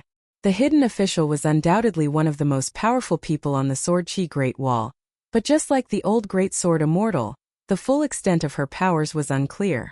To this day, no one had seen her bonded flying sword, and at the very least, Chen Pingan hadn't even heard any mention of her bonded flying sword. If one were to listen closely to the stories told about the hidden official, it would occur to them that she was the sword immortal who seemed least like a swordsman on the sword Qi Great Wall. Chen Shi was the current leader of the Chen clan, but he was perpetually made to feel unworthy in the face of the old great sword immortal. Whenever he was in Chen Qingdu's presence, it always felt like he was still just a child. Hence, among all of the prominent clans on the sword Qi Great Wall, the people of the Chen clan were the ones most averse to visiting the city walls. Chen Pingan had met Qi Tingji while practicing his fist techniques on the city walls during his first visit to the Sword Qi Great Wall. He was a handsome, youthful-looking sword immortal and the leader of the Qi clan. As for Zuoyu, he required no further introduction. Nalan Xiaowei had already been in seclusion for a very long time. Even though the Nalan clan was one of the most powerful clans on the Sword Qi Great Wall, it was often forgotten about due to Nalan Xiaowei's prolonged absence. As for whether Nalan Yexing was a member of the Nalan clan, that was something that Chen Pingan had never asked about. It was important to be critical and ask questions, but it simply wasn't appropriate to pry into some matters. The old deaf guy was the old swordsman who was rumored to be a demon, and he was overseeing the prison where many great demons were being held captive. When it came to Lu Ji, just about everyone had already forgotten about her time in the majestic world. She had arrived on the Sword Qi Great Wall at the Golden Courtier, and she made one breakthrough after another, performing many glorious feats on the battlefield in the process. Each time a battle was waged to defend the city, she would be sure to put her life on the line. Yang had once invited her out for a drink, and he had said something rather interesting to her that had somehow been leaked, even though there had been no one else present at the time. He had said, "All those who reside alone away from others are either wild beasts or deities." Lu Ji was the sword immortal whom Dong Bude and Dai Zhang admired the most. After learning that what he had said to Lu Ji had somehow been made public knowledge, Yang had been furious, denouncing the culprit for shamelessly eavesdropping on them. How could they have leaked something that he had said in private to a woman? Granted, what he had said had been self-admittedly extremely profound, insightful and classy, but had the culprit asked for his and Lu Ji's approval before leaking the contents of their conversation for the entire world to hear? Chen Pingan was drinking his free wine, and he felt like he was doing quite well for himself, considering he was already ranked 11th in Yuan Zhaohua's eyes at such a young age. "Hey, second shopkeeper, I hear you have a sword immortal friend on the northern complete reed continent who's really good in a fight and even better at drinking, is that right?" a drunkard asked. Chen Pingan rubbed his chin as he mulled over the question carefully, then nodded as he replied, "I'd say he could beat all of you at once with ease." Of course no one believed him. Amid the hustle and bustle, Zhang Jiazhen was looking at Chen Pingan, who was staring into the distance in a daze. Right at this moment, a smile appeared on Chen Pingan's face as he turned to the street with a reminiscent expression. He felt like he could see Qi Jinglong and Chao Qinglang walking along side by side. Chen Pingan finished the wine in his bowl in one go, then rose to his feet as he declared, "Everyone, I have an announcement to make." Everyone instantly fell silent, waiting with bated breath for him to continue. Could it be that he's about to pay for everyone's wine? Chen Pingan smiled as he concluded, "Don't forget to pay." Over the next 3 days, Lu Jinglong continued to keep Jin Su and the other Osmanthus girls company, as they visited all of Stalactite Mountain's most noteworthy attractions. Baisho didn't have any interest in the incense-offering tower or the Ganoderma Inn, nor did he feel much desire to visit the Sword Reverence Pagoda, which was laden with the portraits of many sword immortals. Ultimately, he still didn't truly see himself as a swordsman. Out of all of the attractions on Stalactite Mountain, the Lightning Lake platform was the one that captivated him the most. The flashing lightning and rumbling thunder made for a riveting visual and auditory experience, and he had heard that the martial goddess from the Middle-earth divine continent had refined her sword there not long ago. Unfortunately, they only made a brief trip to the Lightning Lake platform, and even then, the Osmanthus girls had stayed a bit longer than they otherwise would have out of consideration for Baisho. After that brief visit to the Lightning Lake platform, they went to the Milu Cliff, and upon their arrival, the Osmanthus girls immediately began chatting spiritedly with one another. At the foot of the Milu Cliff was an entire street full of shops that were clearly heavily catered to the female demographic. Even the relatively more inexpressive and steadfast Jin Su was like a kid in a candy shop as she waltzed excitedly from one shop to another, while Baisho was left rolling his eyes in exasperation. Qi Jinglong continued to trail along behind them at a leisurely pace, carefully inspecting every single attraction that they visited. Even when they visited the shops at the foot of the Milu Cliff, he remained as dutiful and watchful as ever, occasionally even offering his opinion on items that the Osmanthus girls brought to him. Baisho could tell that at least 2 of the Osmanthus girls had become quite fond of him, and whenever they spoke to him, they made sure to speak in a very soft and gentle tone while observing him with keen attention. This was very perplexing to Bai Shou. They had no idea who he was, nor were they aware of his connection to the Great Emblem Sword sect. And they certainly didn't know that he was the so-called terrestrial flood dragon of the northern complete reed continent. From their perspective, he should have been nothing more than a pedantic scholar with not even a single snowflake coin to his name, so why were they attracted to him? Could it be that his bonded flying sword had some type of innate ability to capture the hearts of women? If that were the case, then Bai Shou would feel much more motivated to learn swordsmanship from him. The day passed by in an uneventful fashion. Qi Jinglong didn't bother to reveal to Bai Shou that they had been followed by two separate groups of people in secret, but Qi Jinglong had scared them off on both occasions. On the first occasion, Qi Jinglong had only displayed the aura of a golden courtier swordsman. Whoever had been following them in secret was unwilling to give up, and they returned with reinforcements. Qi Jinglong could only elevate his cultivation base by an additional tier, and after that no one else came to bother them. Bai Shou spent the entire day hanging around near the Osmanthus girls, putting on a display of boredom as he carried the spoils from their shopping trip. However, despite his perceived casual, lazy demeanor, he had actually been extremely vigilant the entire time, constantly observing his surroundings, just like he used to as an assassin of Deer Cutter Mountain. Qi Jinglong was quite pleased to see this. With Qi Jinglong accompanying the Osmanthus girls, there was no way that he would allow any harm to befall them at the hands of the people from the Fu clan. Hence, Bai Shou could have easily grown lazy and complacent, knowing that his services weren't required anyway. Even in the Great Emblem Sword sect, there were many direct disciples who, unbeknownst to even themselves, underwent minute changes in personality after they attained their status as direct disciples. They still spoke and behaved as they usually did, maintaining a respectful demeanor while continuing to abide by the rules, but deep down, they were already ever so slightly different from the people they had once been. Over time, these minute differences would be magnified, and they would turn into drastically different individuals.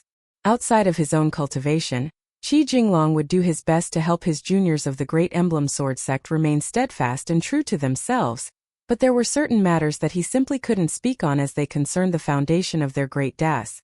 Jin Su and the other Osmanthus girls returned to the Osmanthus Island, satisfied with the spoils from their shopping trip. Over the few days that they had spent together, Jin Su's impression of Qi Jinglong had improved significantly, and she thanked him in earnest as they parted ways. Qi Jinglong escorted them all the way to the catch and release pavilion, and only then did he take Bai Shou to pay the bill at the Stork Inn. From there, they were planning to go and stay in the Spring Banner Inn, but upon their return to the Stork Inn, Bai Shou was immediately overcome by a sense of immense schadenfreude. As it turned out, a familiar woman was waiting for them there. It was none other than celestial maiden Lu Sui of Water Scripture Mountain. Jinglong, the people at the Spring Banner Inn heard that you and Bai Shou have already been on Stalactite Mountain for 3 days, so they asked me to come here and extend an invitation to you, Lu Sui explained in a gentle voice. I've already paid the bill for you. You don't blame me for that, do you? Qi Jinglong shook his head with a wry smile. It felt like it would be the wrong answer regardless of whether he blamed her or not, so he simply chose not to speak. It was at times like this when Qi Jinglong began to miss Chen Pingan. The innkeeper of the Stork Inn was very intrigued. Who was this young outsider to warrant an invitation from the Spring Banner Inn? The people at the renowned private residences like the Spring Banner Inn and the Ape-Rub residence were extremely selective with their guests, and generally speaking, no cultivator below the upper 5 tiers would even be permitted to set foot inside. Qi Jinglong smiled and bade farewell to the innkeeper, who responded with a smile and a nod of his own. He was just the innkeeper of a tiny inn, and there was no need to be overly polite to someone so far above him.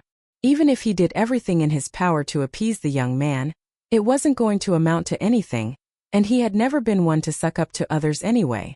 All he wanted was to enjoy a peaceful life and earn enough money to get by, and he didn't harbor any lofty ambitions.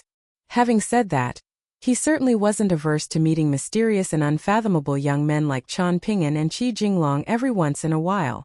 Perhaps once they forged resounding reputations for themselves, more and more business would be drawn to the Stork Inn by association. However, it was not going to be easy to earn a reputation in a place that was teeming with power and talent like Stalactite Mountain. On the way to the Spring Banner Inn, Bai Shou eagerly struck up a conversation with Lu Sui. He was very keen on visiting Water Scripture Mountain as there were many pretty big sisters there. Bai Shou wasn't actually a playboy. Instead, he simply liked it when girls liked him. On this occasion, Lu Sui was clearly much more talkative than the usual cold and unapproachable celestial maiden Lu, who was focused solely on her cultivation. Bai Shou was feeling very indignant on celestial maiden Lu's behalf. If such an exceptional woman couldn't even capture Lu Jinglong's heart, then he deserved to be single for life and be forced to drink to death by Su Xingjiu, the owner of the Spring Banner, and made a rare appearance to personally welcome Qi Jinglong. Lu Sui brewed some tea for the two sword immortals, while Bai Shou was feeling rather uneasy. In the past, Bai Shou hadn't felt much respect or veneration for the Great Emblem Sword sect, and he certainly wasn't afraid of Lu Jinglong, but for some reason that began to change after his meeting with disciplinary elder Huang Tong. He didn't want to admit it, but he was even more afraid of the prospect of having to meet sect leader Han Huizi on this trip. Similarly, Bai Shou was feeling very tense and uneasy in the presence of Xiao Yunyan, the owner of the Spring Banner Inn. These were all legendary sword immortals, almighty figures who stood at the very top of the mountain summit, even on the northern complete reed continent, where swordsmen were as common as copper coins. As for why he was so comfortable around Lu Jinglong, even though the latter was also a sword immortal, that was a question that Bai Shou had never really pondered. In his eyes, it seemed like his master treated the sword immortal owner of the Spring Banner in no differently from the much lesser cultivators on the Osmanthus island. Bai Shou accepted the cup of tea offered to him by Lu Sui with both hands, and after taking a sip, he began to feel a bit more settled and composed. Qi Jinglong asked if he could reserve a sword-nurturing gourd, and Xiao Yunyan accepted his request with a smile, offering him a very fair price. Qi Jinglong expressed his gratitude, while Bai Shou began sweating profusely after hearing the exorbitant number of grain rain coins that the sword-nurturing gourd was going to cost. Outside of this deal, the Great Emblem Sword sect doesn't owe me anything, but you owe me a favor, fellow cultivator Qi, Xiao Yunyan said. To tell you the truth, if these 14 gourds can ultimately be successfully refined into 7 sword-nurturing gourds, then all 7 have already been reserved well in advance in irrevocable deals. However, one of them is not going to be able to fulfill the agreement and make the purchase, so you're in luck. Otherwise, I'm afraid I would have had no choice but to turn you down. In repayment for this favor, all that I ask is that you go into battle for me once at my request within the next 1,000 years. Rest assured, it will be in a situation where you're fully justified to draw your sword, and I won't try to force you to compromise on your morals and values. That's not a problem, Qi Jinglong replied with a smile. He then hesitated momentarily before asking, if it turns out that more than 7 of the gourds are successfully refined into sword-nurturing gourds, then can I reserve another one? If there are additional sword-nurturing gourds beyond the projected 7, then the extra ones will be sold to the highest bidders, so it's probably going to be very difficult for you to get your hands on one, Xiao Yunyan replied with a smile. There were some things that Xiao Yunyan had chosen not to reveal to Qi Jinglong. Even though one of the previously reserved sword-nurturing gourds had become available, it was certainly not just available to anyone. As for why Qi Jinglong had been able to claim the sword-nurturing gourd, there were 3 reasons for this. Firstly, Xiao Yunyan and the Spring Banner had faith in Qi Jinglong's potential, and were confident that he would reach even higher heights in the future. Secondly, there was a very good chance that Qi Jinglong was going to become the next leader of the Great Emblem Sword sect. Thirdly, Xiao Yunyan had also originally come from the northern complete reed continent, so there was a bit of a connection between the two in that regard. Xiao Yunyan didn't see the need to articulate all of this because he knew that Qi Jinglong was already aware of all of these underlying reasons. It seems like I was hoping for a little too much, Qi Jinglong said. It's only thanks to your presence here that I've gotten a chance to drink tea brewed by Lu Sui, fellow cultivator Qi, Xiao Yunyan chuckled. Lu Sui was the most prized direct disciple of the Water Scripture Mountain sect leader, and the only one that Xiao Yunyan had ever been indebted to in his life was Lu Sui's mistress. The two of them had obtained the gourd vine that currently resided in the Spring Banner Inn by chance together, and she was actually the one who had made the greater contribution in the process. However, for various reasons, the two of them were ultimately unable to become Dao partners. Despite this, she had gladly given him sole ownership of the gourd vine, and she had never expressed any regret or changed her mind on this decision. However, This only made him feel even more indebted to her. Hence, with no children of his own, he treated her most prized disciple Lu Sui like his own daughter. Lu Sui's devotion and infatuation toward Lu Jinglong was very reminiscent of how her mistress had once felt about Xiao Yunyan. It was a little off-putting for Bai Shou to hear Xiao Yunyan refer to Lu Jinglong as Qi Jinglong, just like Chen Pingan did. Regarding this matter, Bai Shou had heard some rumors on the Graceful Peak. Apparently, Lu Jinglong's surname was originally Qi, but after entering the Great Emblem Sword sect to cultivate, his name had been marked down as Lu Jinglong in the Ancestral Hall. After finalizing the deal on the sword nurturing gourd, Xiao Yunyan had some more tea before promptly departing, but Lu Sui stayed and continued to brew tea. Bai Shou was watching her elegant and masterful tea brewing technique, and it was certainly a sight for sore eyes. "Have you seen through some of the secrets on Stalactite Mountain yet, Jinglong?" she asked with a smile. Qi Jinglong nodded as he replied, "The 8 attractions on the mountain are all eyes of a formation.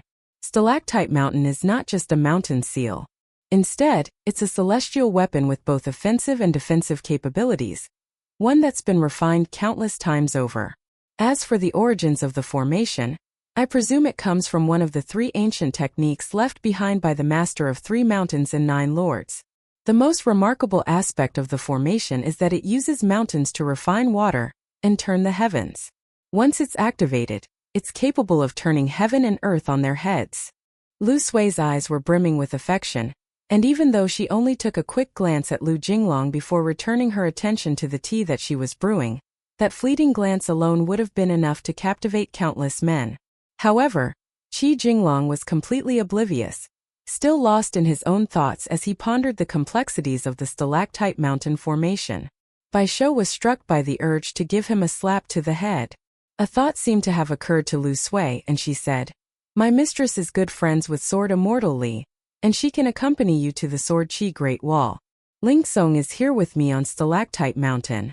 I'm sure you've met her before, Jinglong. I came with her to visit Stalactite Mountain on this occasion." Qi Jinglong nodded in response, not questioning Lu Sui's alibi in the slightest. Bai Shou was growing more and more exasperated by the second, and he could only chug down his cup of tea to drown his frustration. "What the hell are you nodding for, you idiot? Do you not realize that Celestial Maiden Lu is only making up that story?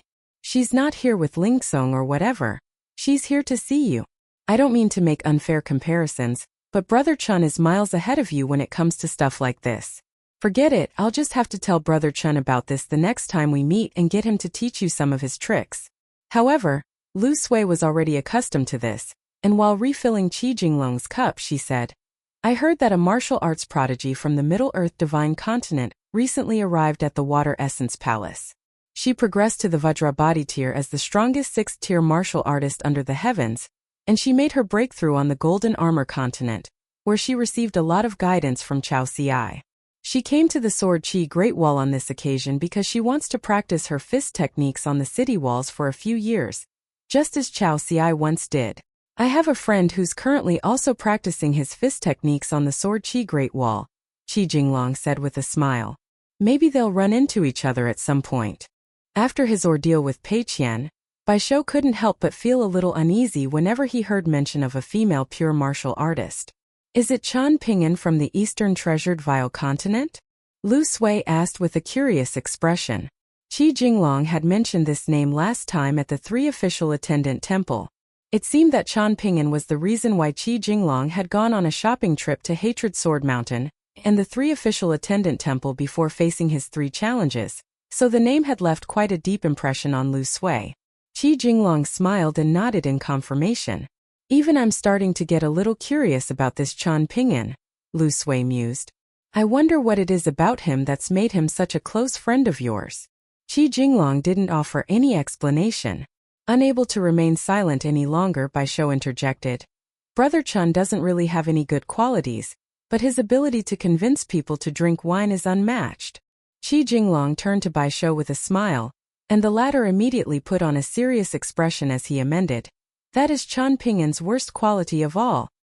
He's a compulsive drunkard, and I'm both furious and embarrassed to have a brother like him." Lu Sui was struck by a combination of amusement and exasperation, and she couldn't help but wonder why Lu Jinglong had decided to take on such an erratic disciple. On top of the city wall, sword immortal Ku Xia was instructing Lin Junbai, Yan Lu, and the others in their swordsmanship. Ku Xia was teaching a set of sword techniques that were permitted to be taught to outsiders on the Sword Qi Great Wall. Everyone sat on cushions, listening intently to Ku Xia's guidance. First, Ku Xia provided a rough breakdown of the meaning behind the sword mantra, then went into extremely meticulous detail about several other elements, including the route of spiritual energy circulation through the key acupoints, and the method that one should use to draw upon and recycle their spiritual energy. After that, he took questions from everyone, but instead of answering them himself, he left the task to Lin Junbai, who possessed the greatest aptitude and learning ability among the students present. Only when Lin Junbai's answers proved inadequate would Ku Xia make some additional remarks. What was strange about this set of top-tier sword techniques was that they could only be used to their full potential in a place like the Sword Qi Great Wall, a small world that was teeming with sword qi. One could still use them in the majestic world, but they would be much less effective there. Most of the outsiders who had the opportunity to learn these sword techniques generally weren't missing top-tier sword techniques anyway, so there wasn't much point for them in learning these sword techniques. To put it in simpler terms, these sword techniques were too situational, and even for an exceptional prodigy like Lin Junbai, who was blessed with the fortune of an entire nation, he would only be able to make any meaningful progress in the sword techniques in question on the Sword Qi Great Wall. Ku Xia was actually quite reluctant to teach this lesson, as the instructor on this occasion was actually supposed to be the native sword immortal Sun Jiyuan. However, Sun Jiyuan was so disdainful of these future pillars of the Shaoyuan Empire that he simply shirked his responsibilities and refused to come. Ku Xia was quite a stubborn man, and he initially wasn't willing to compromise and take Sun Jiyuan's place. Eventually, Sun Jiyuan became sick of his constant pestering, and he delivered an ultimatum to Ku Xia, telling him that if the Shaoyuan Empire still wanted the people they sent to the Sword Qi Great Wall to be able to stay in the Sun Manor in the future, then they had best not force him to do anything against his will. Ku Xia took a glance at his direct disciple, Zhang Guanqing, and he couldn't help but heave an internal sigh. He was concerned about how simple-minded and straightforward his disciple was, but he also didn't want his disciple to become too much like Lin Junbai in his cultivation and personality. Besides, he much preferred Zhang Guanqing to some of the petty and calculating young men and women around him. Ku Xia naturally had his reasons for choosing Zhang Guanqing as his disciple, and one of his main considerations was that the great Tao they each pursued was quite close in nature. However, Zhang Guanqing was like a rough gemstone that would require much more honing and refining. Even though Lin Junbai was currently only seated on a cushion, with his hands folded over one another on his lap and a relaxed and composed smile on his face, he still had the appearance of an elegant and refined immortal. Yan Lu had been constantly and meticulously learning from Lin Junbai, whether it be in the way that he treated others or the way in which he regarded and interacted with the world around him. Even though Lin Junbai was younger than him, Yan Lu felt like he had much to learn from him. In the past, Yan Lu had adopted a very simple approach to how he saw others. He either saw someone as smart or stupid. As for their morals and values, he didn't care about those things at all. Those who were useful to him were friends, while those who he couldn't make use of were of no interest to him. There were no stupid people among his peers on this journey, only those who were smart enough or not quite there. The ones who were not quite there included Zhang Guanqing and the clueless girl who was infatuated with Lin Junbai, while those who were smart enough included the group of foolish individuals who had previously stood up for Lin Junbai. It seemed like they were twisting the truth, but were those people really oblivious to reality? What were their true intentions? Their objective was simply to say meaningless things to appease Lin Junbai. Even if it didn't work, it wasn't like they stood to lose anything. Deep down, there was a very good chance they were hoping their support would get to Lin Junbai's head, giving him a rush of blood to the head and convincing him to challenge Chen Pingan to a battle to the death. Even if neither side perished in battle, ideally, Lin Junbai would be outmatched by Chen Pingan and suffer a setback to his Tao heart as a result of his defeat. On the path of cultivation, Lin Junbai was undoubtedly going to be a fierce competitor of theirs, so if they could use Chen Pingan to get rid of him, then that would certainly be a desirable end result. There were extremely complex networks of relationships in the Shaoyuan Empire, and Lin Junbai had put on a far too spectacular display on this trip thus far. Even though everyone had come from the Shaoyuan Empire, They had all realized one thing, which was that if Lin Junbai were allowed to fulfill his potential, then for at least the next few centuries, all of the swordsmen of the Shaoyuan Empire would be put in an awkward position where they would only be able to fight over second place. Lin Junbai of the Shaoyuan Empire was going to be the equivalent of Chao Ci of the Middle-earth divine continent in the martial arts world. And all of his contemporaries would be completely outshone by his brilliance. Aside from those people, Zhu Mei and Jin Jinming fell into another category of their own, and they were relatively less calculating. However, Yan Lu didn't like to deal with people like them. As opposed to Zhu Mei and Jin Jinming, Yan Lu much preferred to try and win over the calculating scoundrels who were constantly plotting the downfalls of those around them. Zhu Mei's background was not inferior to his own, while Jin Jinming was someone who possessed a resolute Dao heart and pure sword intent. In order to try to win them over, Yan Lu would have to give up many things he was unwilling or unable to give up. While serving as half a Dao mentor to his peers, Lin Junbai's mind was already elsewhere. There were sword immortals situated at set intervals along these city walls. As for those around him, Lin Junbai had never regarded them as his own contemporaries, and that included even Yan Lu. In his eyes they were too weak in mental fortitude, too lacking in aptitude, and too pitiful in intelligence. Hence their backers and backgrounds meant nothing. There were even times when Lin Junbai was struck with the urge to laugh, and tell them that they should cherish this precious opportunity to travel and cultivate alongside him. At the very least, he had still not left them so far behind on the path of cultivation that he was completely out of sight, and they were certainly very fortunate to be sitting with him as equals atop these city walls. Bianjing wasn't attending Ku Xiao's lesson with everyone else. Instead, he had gone to the Mirage Market. There was what was supposedly a sparring arena there, but in reality, it was more like the northern complete reed continent's Temper Mountain, where all battles were to the death. However, it was also different from Temper Mountain in that only individuals of the same cultivation base could face off against each other in this sparring arena. Both combatants put their lives on the line, and the winner would obtain the loser's entire wealth, as well as a considerable cut of the gambling profits generated from the battle. Battles between swordsmen were generally not the most spectacular, and they didn't happen here all that often.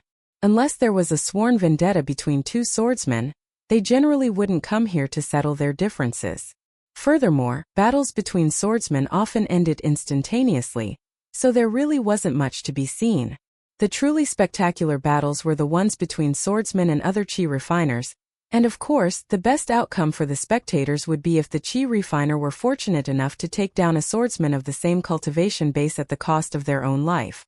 A small group of swordsmen would come here to frequently do battle, and some did so to hone themselves by placing themselves in life-threatening peril, while others were simply here to earn money in order to better nurture their flying swords. As for why other chi refiners were willing to set foot in the sparring arena even at the risk of their own lives, that was naturally not because they all had a death wish. Instead, they simply had no choice in the matter. Almost all of these chi refiners had been transported here in secret on intercontinental ships, and they were vagrant cultivators from all of the majestic world's continents, or survivors from destroyed immortal sections. If they could win 3 battles against other chi refiners of the same cultivation base, then they would get to live. If they still dared to participate in more battles after that, they would be able to win money in accordance with the rules. If they could kill a swordsman, then that single victory alone would be enough to grant them their freedom. Certain Confucians had once expressed vehement opposition to this arrangement, regarding it as a horrific violation of human rights.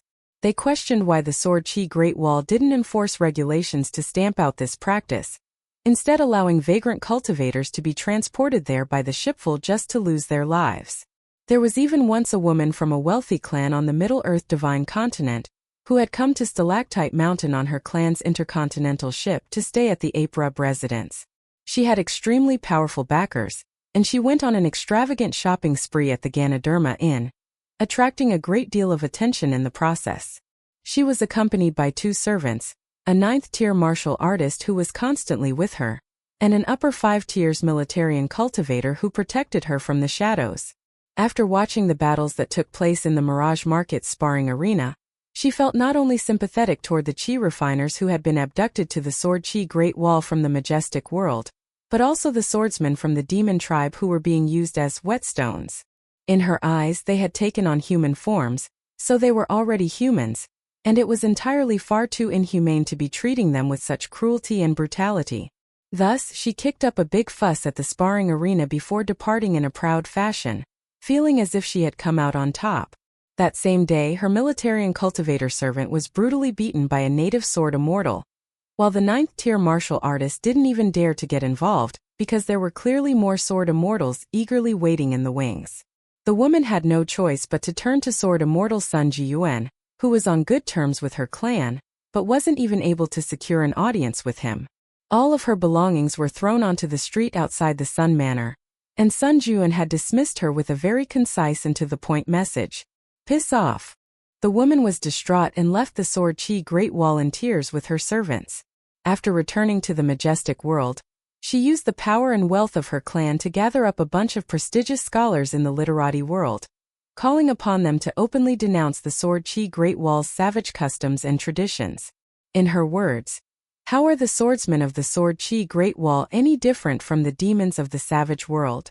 In the wake of her shenanigans, no one from her clan, her sect, and her entire empire was ever permitted to set foot on Stalactite Mountain again. Indeed, not just the Sword Chi Great Wall, but even Stalactite Mountain had been made off-limits. Anyone who was discovered trying to step onto Stalactite Mountain in secret would be instantly struck down into the sea by the gatekeeper Sword Immortal, and whether they lived or died would be entirely up to the will of the heavens. This had been a massive incident at the time, but the old Great Sword Immortal never said anything, so the Dong clan had been very confident in their handling of the matter, taking the old Great Sword Immortal's silence as a sign of approval for them to do as they pleased. Not only did Bianjing spectate some of the battles in the sparring arena, but he had also placed some bets. There were different things that one could bet on, most notably the outcomes of the battles in which combatants would live or die. There normally wasn't much profit to be made betting on the outcomes of the battles. The regular gamblers here all possessed extremely keen eyes, so their success rates at guessing the outcomes of battles were extremely high. Hence, the bets that one could really stand to win or lose large sums of money on were the bets on how long it would take for one or both of the combatants to perish. If one were fortunate enough to correctly guess that both combatants would lose their lives, then they would often win enough money to cover their wine costs for 2 or 3 years. This was quite a significant sum, considering how expensive the immortal wine on the Sword Chi Great Wall was. Bianjing was sitting in a corner of the packed spectator stands, drinking some wine as he waited in silence for the next battle to commence. The first combatant was a sea observation tier swordsman who had come here from the majestic world for training purposes, and his opponent was a demonic swordsman of the same cultivation base. The latter's clothes were in tatters, and his entire body was riddled with injuries. However, that didn't seem to affect his combat prowess at all.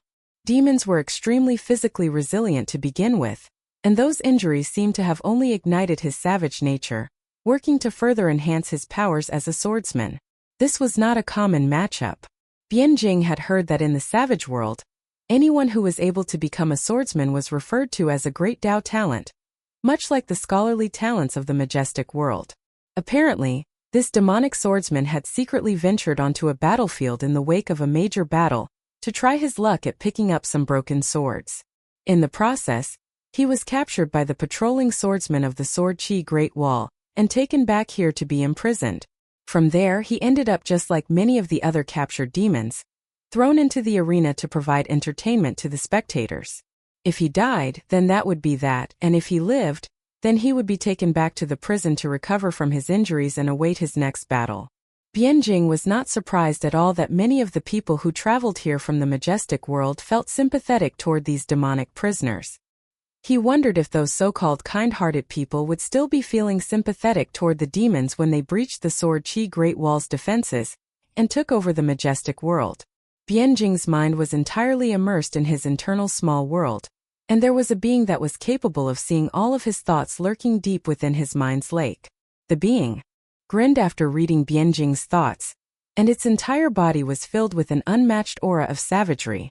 Even though Bianjing was a swordsman at the Golden Core tier bottleneck, just that slight grin from that almighty being was enough to create a massive disturbance in his internal small world, causing all of the spiritual energy in his acupoints to bubble and churn like boiling water.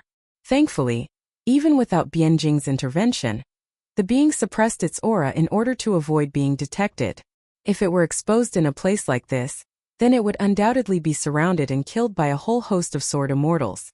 If these sword immortals were just some unpolished jade tier small fry, then they wouldn't be a concern at all, as the being would be able to gobble them up with ease.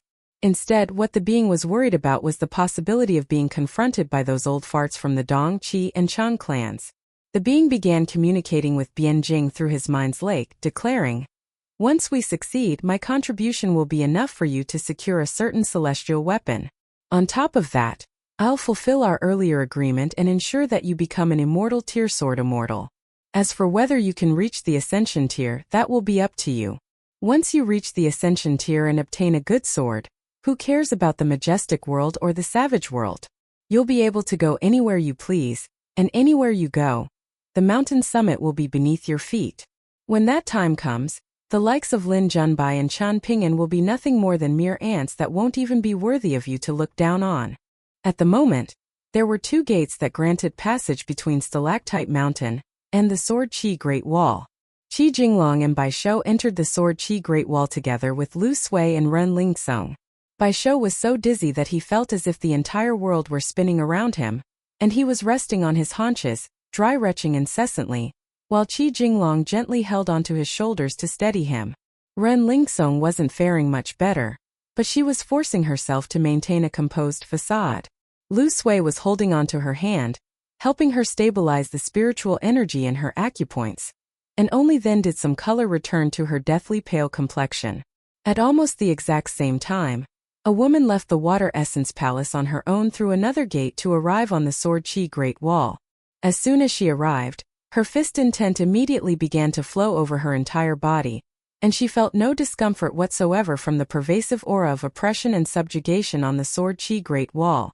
Her original intention for this trip to the Sword Qi Great Wall was to follow in Chao Si's footsteps, staying in the thatched cottage that he had constructed atop the city walls to hone her Vajra body tier cultivation base. Her ultimate objective was to progress to the far-roaming tier, as the strongest 7th tier martial artist under the heavens. However, after hearing some things in the Water Essence Palace, she felt like the will of the heavens was urging her to change her plans. Thus, her current goal was to seek out the man that Chao Si and Lu Yuzhou had mentioned on multiple occasions and challenge him. She was going to make him lose 3 battles in a row once again.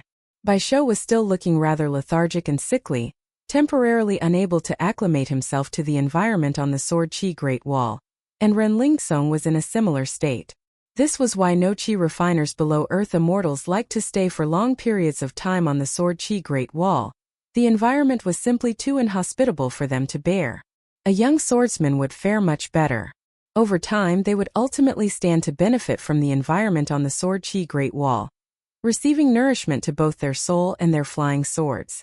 However, for all Qi refiners outside of swordsmen, just the process of expelling the sword intent from their internal small worlds was extremely grueling and painstaking. Throughout history, there had been no lack of cocky young Qi refiners who had visited the Sword Qi Great Wall during periods of relative peace between battles. They would trudge arduously to the Sword Qi Great Wall from Stalactite Mountain, and by the time they were carried back to the gate on the backs of their servants, they would have already suffered a drop in cultivation base. If your friend is in the city, then how about you come with me to the White Vein residence on Taixiang Street? Sword Immortal Song Lu has some deep connections to our northern complete reed continent, so I'm sure we'll be welcome there, Lu Sui suggested. Lu Sui was aware that this proposal of hers was a little unreasonable, but she was afraid that after parting ways with Lu Jinglong here, the latter would become completely absorbed in his cultivation and forget all about her. She had come all the way to Stalactite Mountain to meet him, yet their time together had been so short. If they were to part ways here, perhaps they would only meet again when she visited him to bid farewell as she prepared to return to Stalactite Mountain. However, if they were to stay in Sword Immortal Song Lu's White Vein residence together, then even if Lu Jinglong went into seclusion and refused to entertain any guests, at the very least, they would still be under the same roof. Regardless of the weather outside, they would be seeing the same piece of scenery, and that would give her some sense of solace. That sounds like a great idea, Bai Shou agreed. We can go pester Sword Immortal Song Lu rather than disturb our sect leader's cultivation. Bai Shou felt rather apprehensive about meeting sect leader Han Huizi of the Great Emblem Sword sect for the first time. On Graceful Peak, he had overheard from conversations between many of his peers that Han Huizi was an extremely strict old man, and everyone spoke of him with a sense of awe and veneration. In contrast, disciplinary elder Huang Tong was a much less intimidating individual, but the problem was that Bai Shou felt just as fearful and uneasy whenever he was in Huang Tong's presence.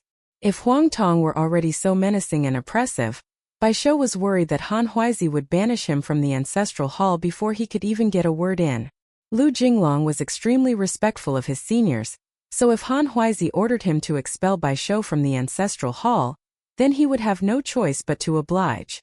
It wasn't that Bai Shou cherished his status as Lu Jinglong's disciple. Instead, he simply felt like it would be quite a waste to have to leave behind the glory and authority that he had earned for himself on Graceful Peak.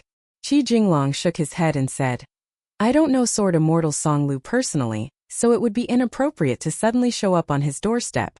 It would also require Ms. Lu and her sect to redeem a favor with Sword Immortal Song Lu in exchange for our accommodation, and that would be too much to ask. Besides, it's only right that we visit our sect leader before anyone else. I also have to pay a visit to Senior Li to express my gratitude to her. After our sparring match in the Great Emblem Sword sect, she left in quite a hurry, so I didn't get a chance to thank her. There were many vacant private residences in the city where foreign sword immortals could stay. They could choose any one of those vacant residences to stay in, then simply notify Zhuan and Luoshan. Of course, they could also be invited to stay with native sword immortals, and they were more than welcome to station themselves atop the city walls if that was what they wished to do. Han Huizi and Huang Tong had slain many demons between them on the southern battlefield, and their contributions on the battlefield had earned the Great Emblem Sword sect quite a large manor by the name of the Armory.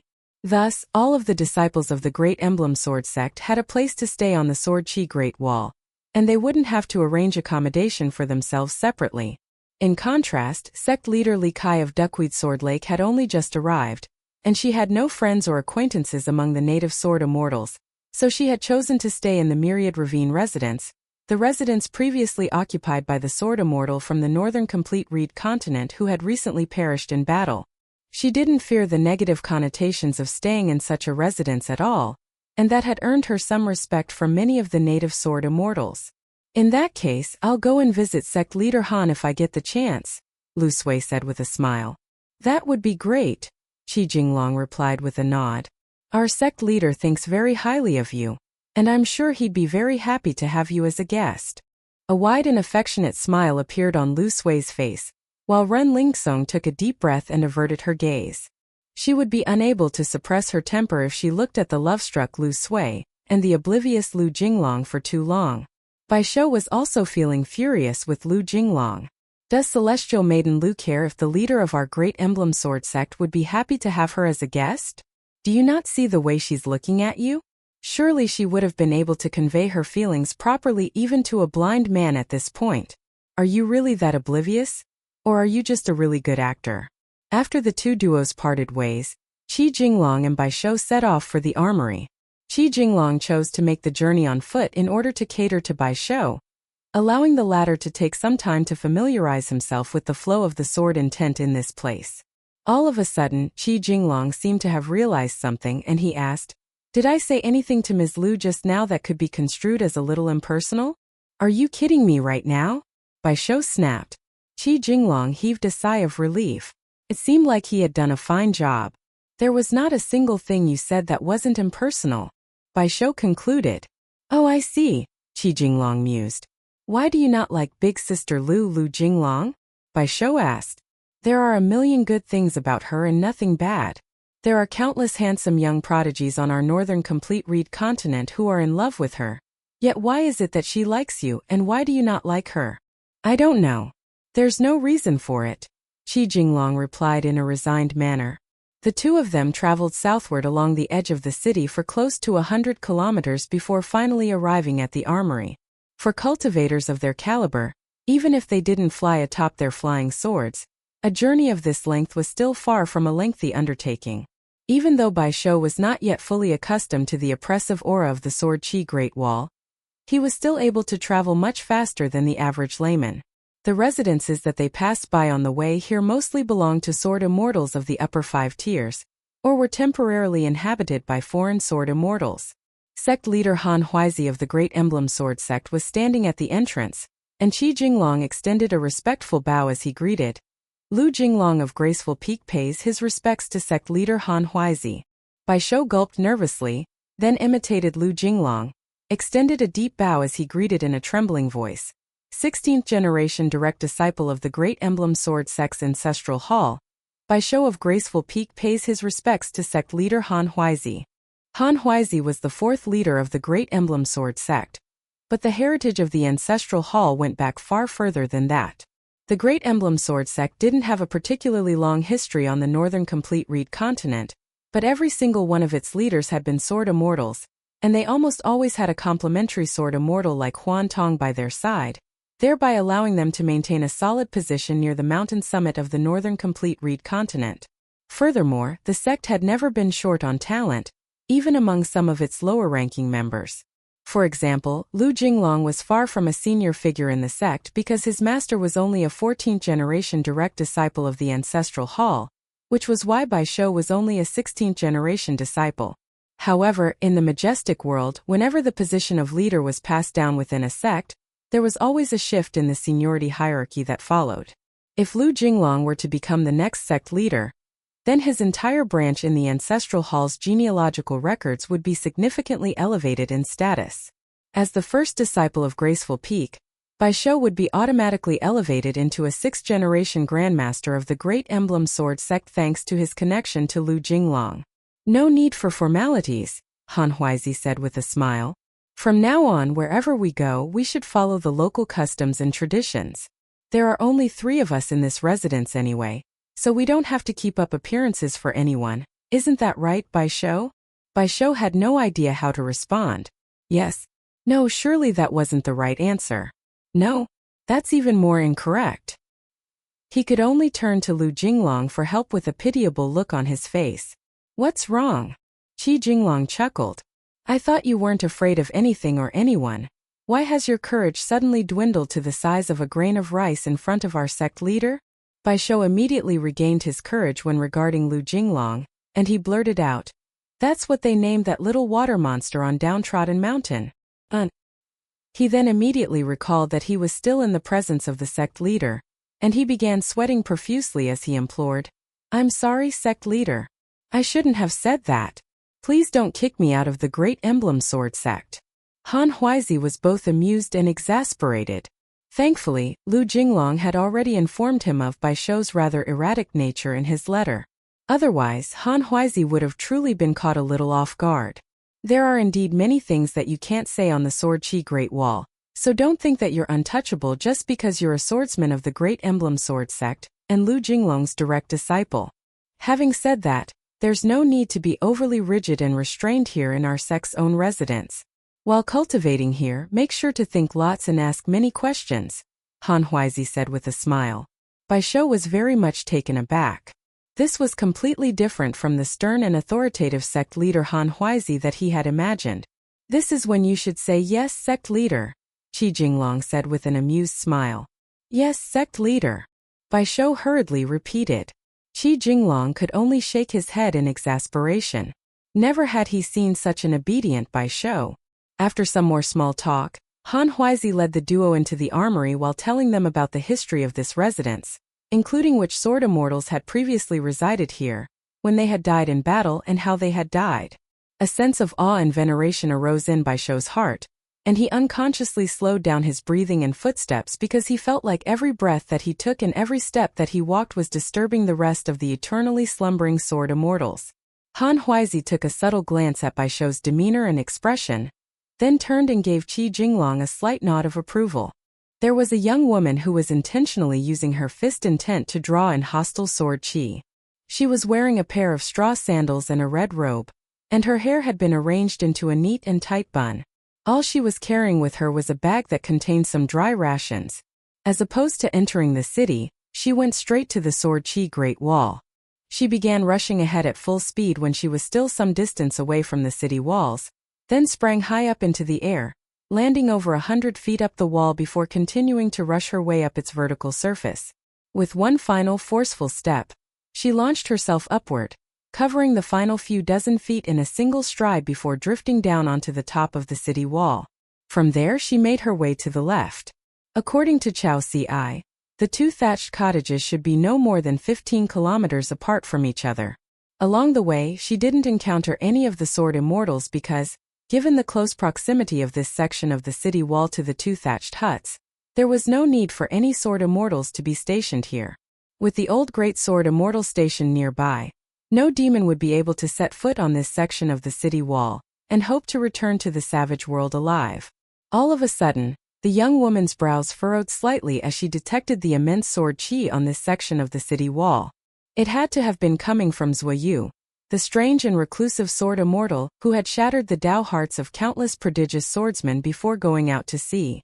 However, as she drew close to the thatched cottage, she noticed that there was a sword immortal with a youthful appearance standing in her path, and they had already turned to observe her.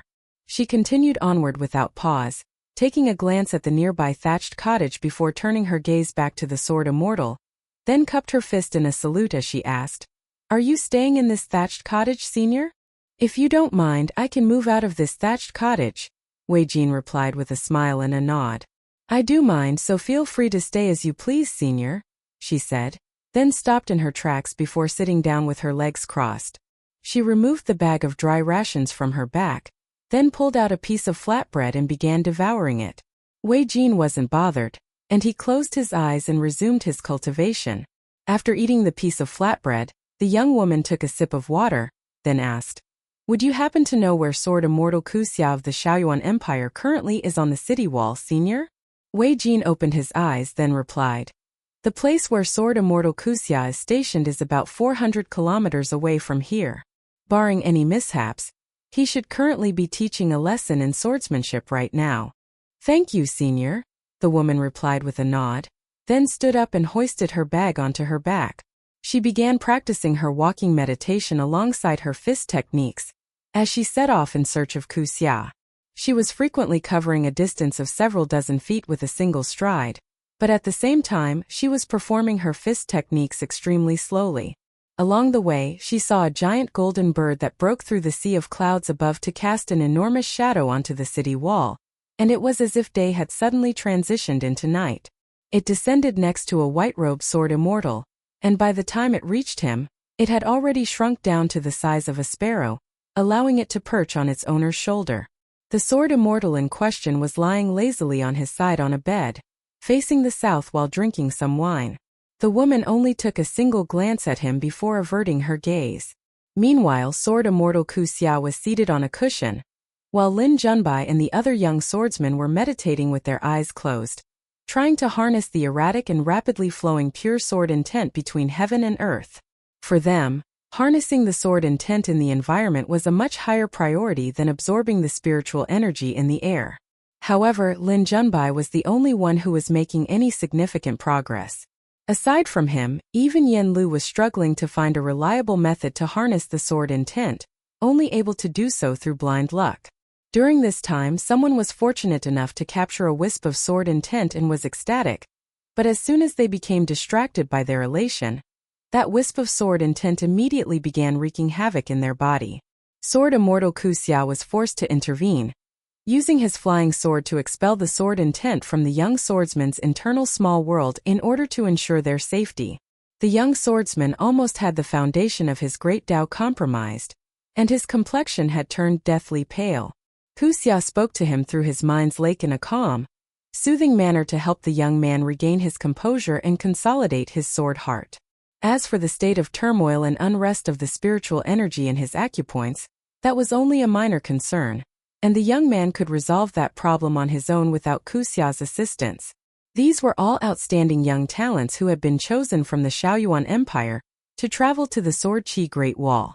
If they couldn't even take care of such a minor issue by themselves, then they may as well pack their bags and return to Stalactite Mountain right away.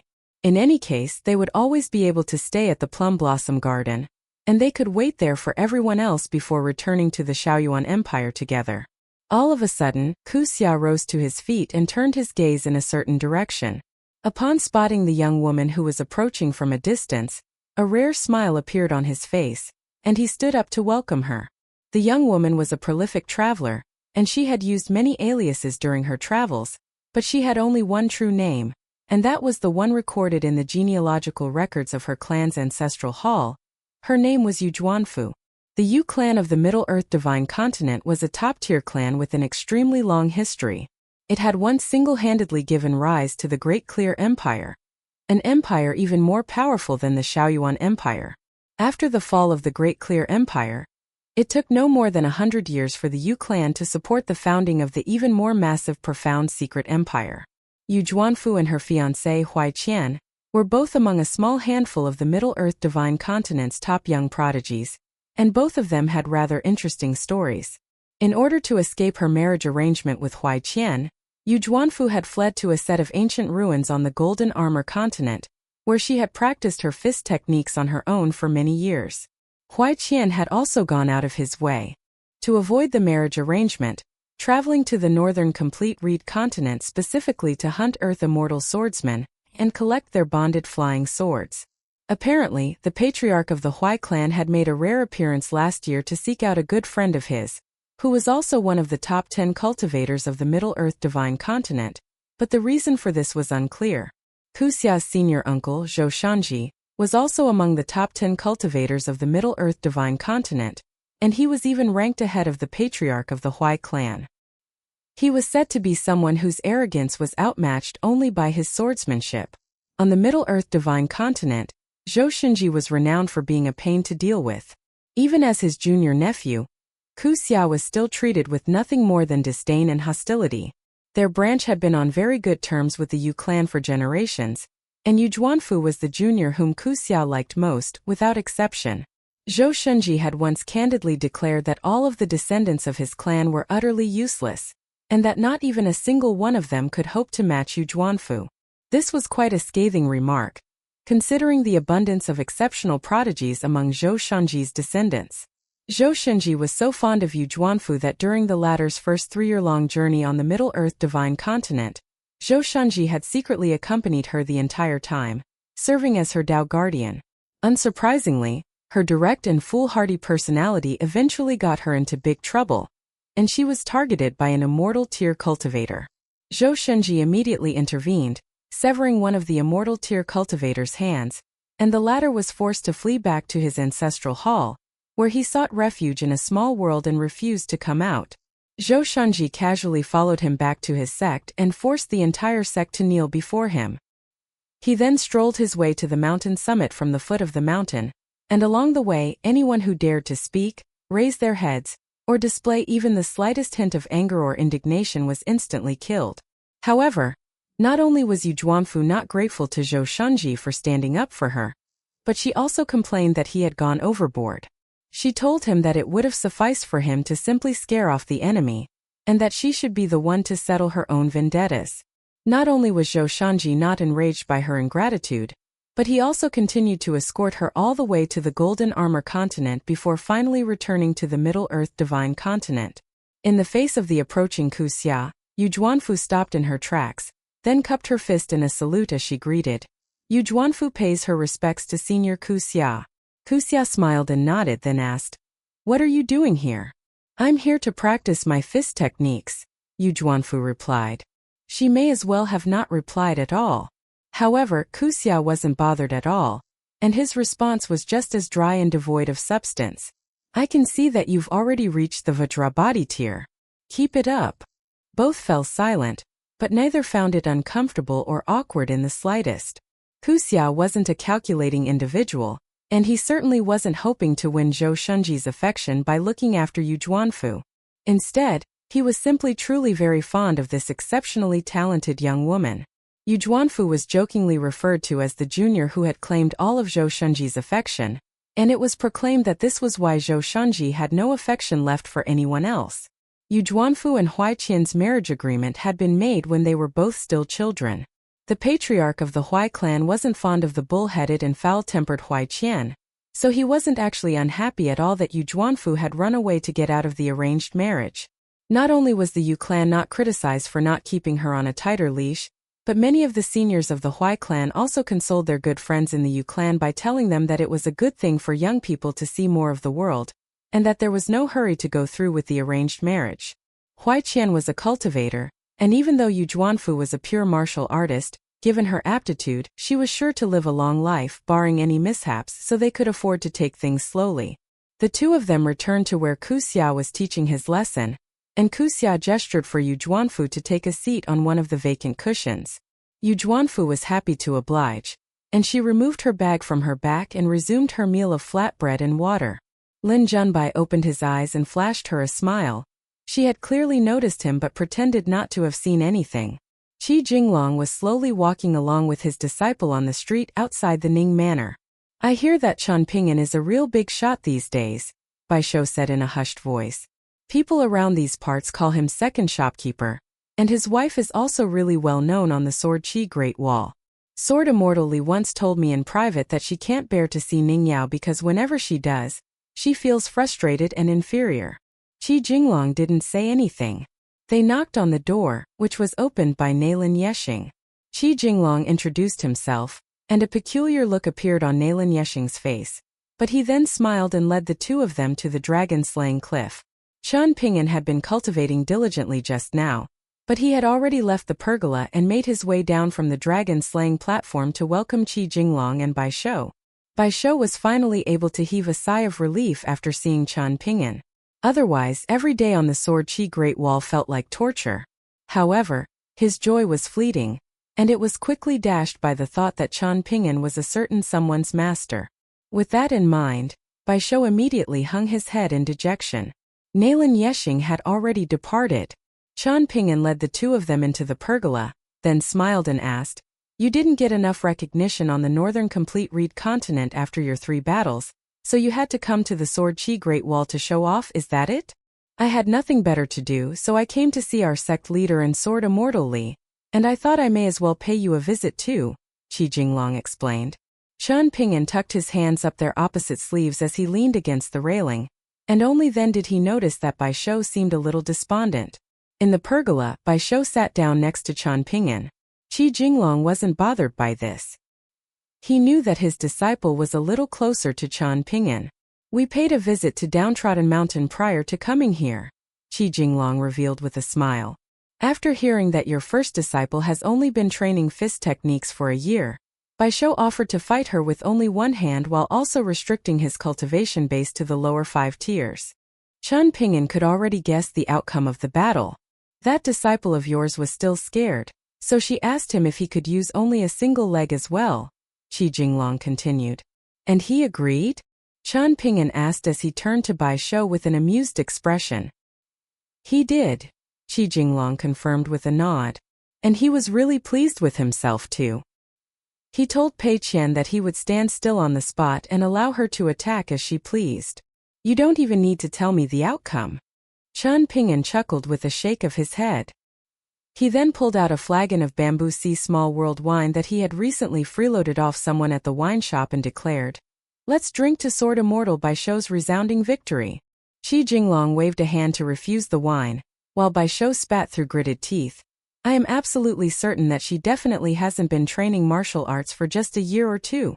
Be honest with me, Chen Pingan. How many years has she been training in martial arts?" 10. Despite Qi Jinglong's refusal, Chen Pingan still tossed him the flagon of wine, then pulled out another one for himself. He had gotten these flagons of wine for free anyway, so he could afford to be generous. He removed the clay seal, then took a sip to discover that this flagon of wine seemed to taste particularly good. He sat with his legs crossed, resting one hand on the railing as he asked, "Was that disciple of mine wounded by your sword Qi? Even if she was, it's fine. In a sparring match, she deserves to be taught a lesson if she's inferior to her opponent." Bai Shou was glowering at Chen Pingan with such intense fury that his eyes looked as if they were about to pop out of their sockets, and his hands clenched up into tight fists before he slammed them down onto the bench with a heavy sigh. Qi Jinglong set the flagon of wine down beside himself, then smiled as he recounted, "Even though Bai Shou was the one who was sent flying, that disciple of yours seemed even more dumbstruck than him. For some reason, she was also really sheepish, and she crouched down beside him with a concerned expression, as if she were worried that he was going to die. She then ran away to meet up with her two friends, and they began discussing how they were going to get themselves out of trouble. I only listened in briefly on their conversation, and I overheard Pei Qian saying that she couldn't use the excuse that someone tripped again. She said that you didn't really believe her the last time that she used that excuse, so she had to make up a more convincing story this time. Bai Shou felt utterly humiliated as he leaned back against the railing with his hands over his face. I promised Pei Qian not to tell you about this, so you're not allowed to punish or reprimand her over this, Qi Jinglong warned. Otherwise, I'll never be able to set foot on Downtrodden Mountain again. Chen Pingan smiled and nodded in response. He wasn't planning to say anything to her about this anyway. I don't care what happens, I'm never going to Downtrodden Mountain again, Bai Shou grumbled. If Pei Qian has the guts to come to the Great Emblem Sword Sect, then I'll face her again there. As long as I don't get complacent next time and use even half of my cultivation base. Alright, I'll tell Pei Qian that your next sparring match together will be on Graceful Peak. Chen Pingan interjected with a nod and a smile before Bai Shou had a chance to finish. All of Bai Shou's bravado immediately disappeared, and a pitiable look appeared on his face as he complained. Why do you have to show me up like that? Just let me talk some smack while Pei Qian isn't around. That kick from Pei Qian had been a truly vicious blow. Not only was Bai Shou knocked to the ground with blood flowing out of all of his orifices, but even after he forced his eyes open, he felt completely drunk. In his eyes, it was as if there were several Pei Qians crouched down before him, swaying back and forth in his field of view. What was even more infuriating was what she said to him. At the time he had been absolutely livid. His lips were trembling, and his limbs were spasming uncontrollably. Pei Qian seemed to have noticed that his eyes were a bit out of focus, so she called out to him in a kind-hearted fashion and said, Here. I'm over here. Please be alright, I didn't do it on purpose. You were bragging so much just now, so I didn't expect you to be so weak. It's a good thing I was worried I would be harmed by your sword chi, so I held back and used only about 70% to 80% of my strength. Otherwise, how am I going to explain this to my master? Get up. Quit playing dead. If it makes you happy, I can let you get a free hit on me as well, and we'll call it even. Bai Shou didn't hear what she said next because he fell unconscious. What a coincidence! Chen Pingan exclaimed with a smile. Before you two came, I just so happened to send a letter to Downtrodden Mountain, telling Pei Qian that she could come to the Sword Chi Great Wall right away if she wanted. Bai Shou immediately turned to Qi Jinglong and asked, When are we going back to our sect, master? With both of us away from Graceful Peak, the thatched cottage is completely exposed to the elements, and just the thought of that hurts me deeply. This was the first time that Bai Shou had referred to Qi Jinglong as his master outside of the Great Emblem Sword Sect's ancestral hall, and he did so in an extremely sincere fashion. Qi Jinglong thought about it for a moment then replied, We have to at least wait until Pei Qian gets here. All of the color was instantly drained from Bai Shou's face. By the way, I heard that there's an exceptional martial arts prodigy from the Middle-earth Divine Continent called Yu Juanfu who wants to challenge you. Qi Jinglong continued. Not interested, Chen Pingan replied with a smile. Don't be fooled by the name, it's a chick, Bai Shou said in a feeble voice. Chen Pingan was rather taken aback to hear this. She is indeed a woman, Qi Jinglong confirmed with a nod. She's about the same age as you, and she's also a Vajrabhati tier martial artist with an extremely solid foundation. Bai Shou's eyes instantly lit up at the sight of the peculiar look that had appeared on Chen Pingan's face, and he mused, I don't know if she's good-looking or not, but you can always take a few extra glances at her when you're fighting. In a fight between martial artists there's sure to be some physical contact, so... Bai Shou's voice trailed off into a suggestive silence, but all of a sudden, he felt an unprecedented sense of peril that chilled him to the bone, as if he had been plunged headfirst into a glacial pit. He turned around in a stiff manner to see a woman slowly making her way into the pergola. She didn't say anything, and there wasn't even any displeasure on her face, nor was she specifically targeting Bai Shou, but he felt as if a tremendous weight were pressing down upon him, and he could sense that this woman seemed to have the great Tao of the entire Sword Chi Great Wall on her side. He felt like if she were to display even the slightest bit of displeasure, then the entire Sword Chi Great Wall would become hostile to him. With that in mind, an anxious look appeared on his face as he turned his gaze back to Chen Pingan and said, Make sure you don't try any funny business. Rules must be followed in sparring matches between martial artists, and it's not an opportunity for you to get all touchy-feely. Of course, I'd say the best thing to do is to turn down her challenge altogether. There's no need to fight her at all. Chen Pingan pressed a hand down onto Bai Shou's head as he smiled and warned, I'm going to twist your head off if you keep talking. Greetings, Ms. Ning. I am Lu Jinglong of the Great Emblem Sword Sect. Qi Jinglong introduced himself with a smile as he rose to his feet. It's a pleasure to meet you, Mr. Lu. Ning Yao replied with a smile of her own. Bai Shou slapped Chen Pingan's hand away from his head, and Chen Pingan tucked his hands up their opposite sleeves. However, before he did so, he had already secretly extended a finger and pushed the flagon of wine sitting on the bench to Bai Shou's side. With one flagon of wine beside Qi Jinglong and the other beside Bai Shou, it would appear as if he were the only non-drinker of the trio. Ning Yao sat down beside Chen Pingan, while Bai Shou went to sit beside Qi Jinglong, taking the flagon of wine with him as he went. I visited the Northern Complete Reed continent in the past, but I didn't go to the Great Emblem Sword Sect, Ning Yao said. Instead, I spent most of my time on the Northern Complete Reed continent traveling through the mortal world. You can come visit the Northern Complete Reed continent again with Chen Pingan if you get the chance, Qi Jinglong said.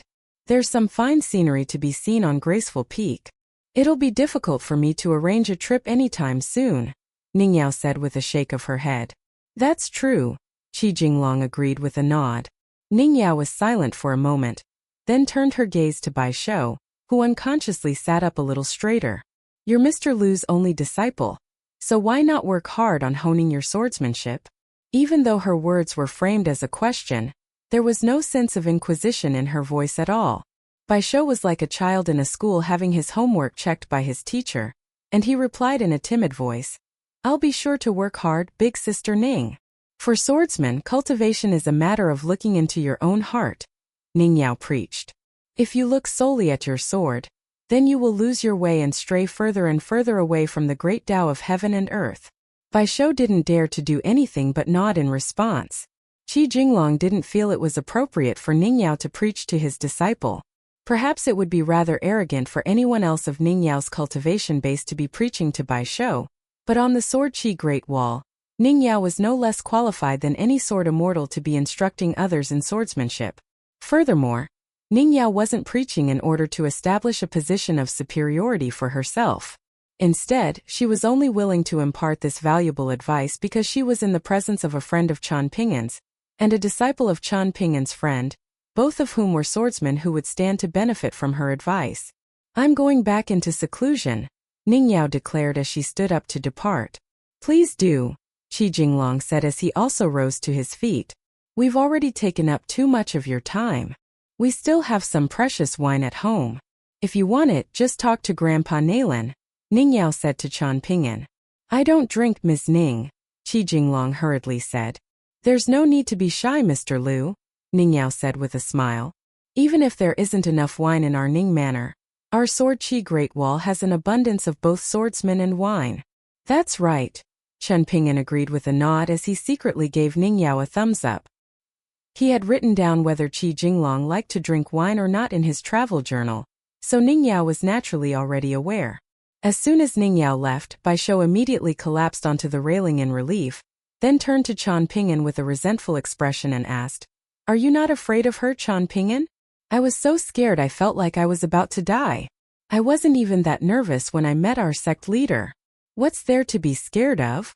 Chen Pingan asked. I'm a man. Why should I be scared of my wife? Qi Jinglong suddenly turned to the spot where the walkway was connected to the dragon-slaying cliff, and Chen Pingan immediately turned in the same direction with an anxious expression. However, Ning Yao was nowhere to be seen. Realizing that he had been tricked, Chen Pingan scoffed. I'm not sure if your swordsmanship has improved any since you reached the upper 5 tiers, but you've certainly picked up some sly little tricks. Be honest with me, Qi Jinglong said with a smile. How many people on the Sword Qi Great Wall right now think of me as a complete drunkard? Think carefully about your answer before you tell me. I've only been on the Sword Qi Great Wall for a short time, and I've been really busy every day, Chen Pingan replied. I have to practice my fist techniques every day, And I also have to make frequent trips to the top of the city walls to learn swordsmanship from my senior brother. If I'm not careful, I could easily end up bedridden for half a month, and I also have to dedicate 20 hours every day to chi refinement. That's how I was able to make a breakthrough, but even then, I'm still only a 5th-tier cultivator. There are so many sword immortals on the streets of the Sword Chi Great Wall. Do you not think that a mere 5th-tier cultivator like me would be embarrassed to frequently go out in public? How many people do you think I could have possibly acquainted myself with during this past year that I've been here? Sounds like you're trying to make a lot of justifications for yourself, Qi Jinglong remarked. Chen Pingan had no response to that. He had indeed overdone it a little. I've heard a great deal about the Ning clan's dragon-slaying platform in Minute Small World, Qi Jinglong said as he stood up with a smile. We've already seen the dragon-slaying platform, so let's go to the training ground next. We've seen the dragon-slaying platform? Where? Bai Shou asked with a puzzled expression. Why even have eyes if you're not going to use them? Chen Pingan chuckled. I'll let you off the hook this one time out of respect for Big Sister Ning, Bai Shou snapped. Look down, Chen Pingan said as he tapped his foot on the ground below. Bai Shou was instantly astonished. You mean to tell me this entire hill is made out of dragon-slaying platform?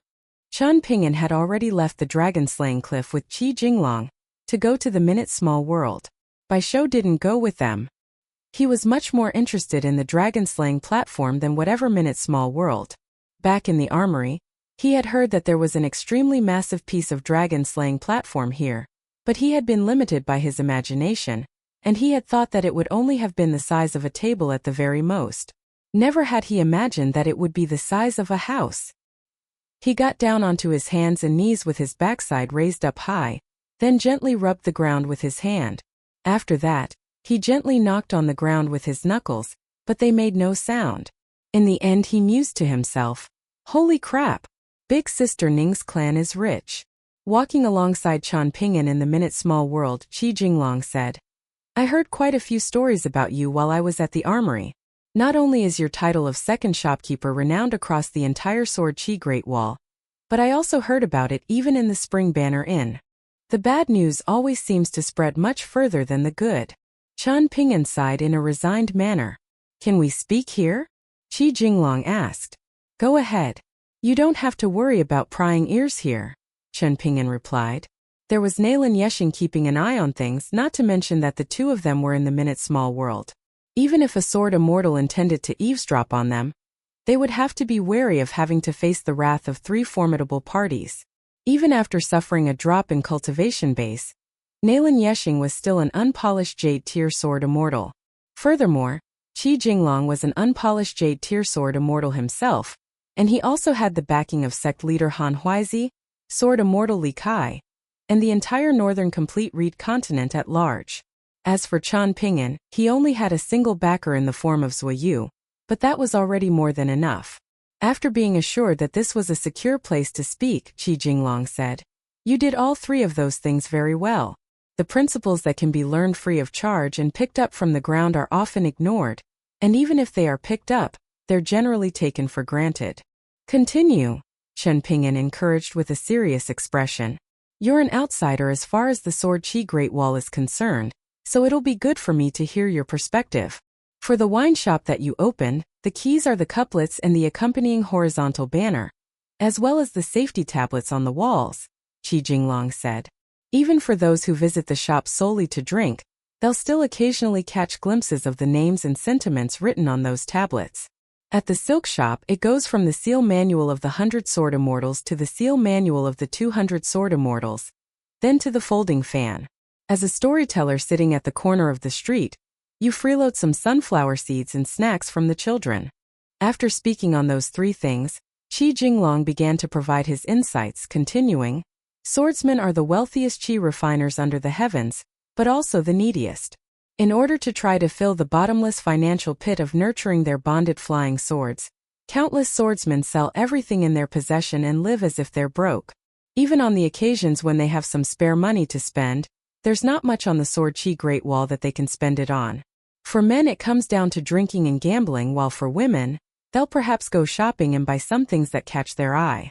However, this type of spending was often not something that a woman felt worthy of telling others about. The cheap bamboo sea small world wine or azure divine mountain wine can generally only draw in customers once or twice, but may not be enough to keep them coming back, so you won't have as many regular customers as the established restaurants and wine shops. However, regardless of one's reason for doing so, as long as they hang up a safety tablet on the wall, they'll feel some type of sentimental attachment to your wine shop. On the surface, such an attachment seems so minor that it's entirely inconsequential, but that's not the case. These safety tablets are inscribed using sword chi, and the sword immortals who make those inscriptions do not do so lightly. The inscriptions on those tablets are not just errant remarks that don't mean anything. Instead, for some sword immortals and swordsmen, they serve as their final words, something that they've left behind for their peers to remember them by should they suffer untimely demises on the southern battlefields. In my eyes, the wine shop is made up of more than just shoddy chairs and tables, subpar wine, and free yangchan noodles and pickled vegetables. Instead, whenever I go there, I would feel as if I were surrounded by the sword intent of all of the swordsmen and sword immortals who have visited the shop. I would browse through the safety tablets with reverence and leave one of my own in the hopes that those who come after me will see my safety tablet and learn that I was once here. Of course, as long as business is decent in the wine shop, you'll be able to hear many stories about the sword chi Great Wall there as the shop's second shopkeeper, thereby allowing you to gain an understanding of the complex circumstances of the sword chi Great Wall far quicker than you would have otherwise been able to. Chen Pingan nodded as he added, in addition to that, I also wanted to help Ningyao's friend, who is now my friend. Her name is Dai Zhang, and I wanted to help her attract more business. That was actually my earliest original intention, and everything else only gradually came to me over time. It was a very natural process.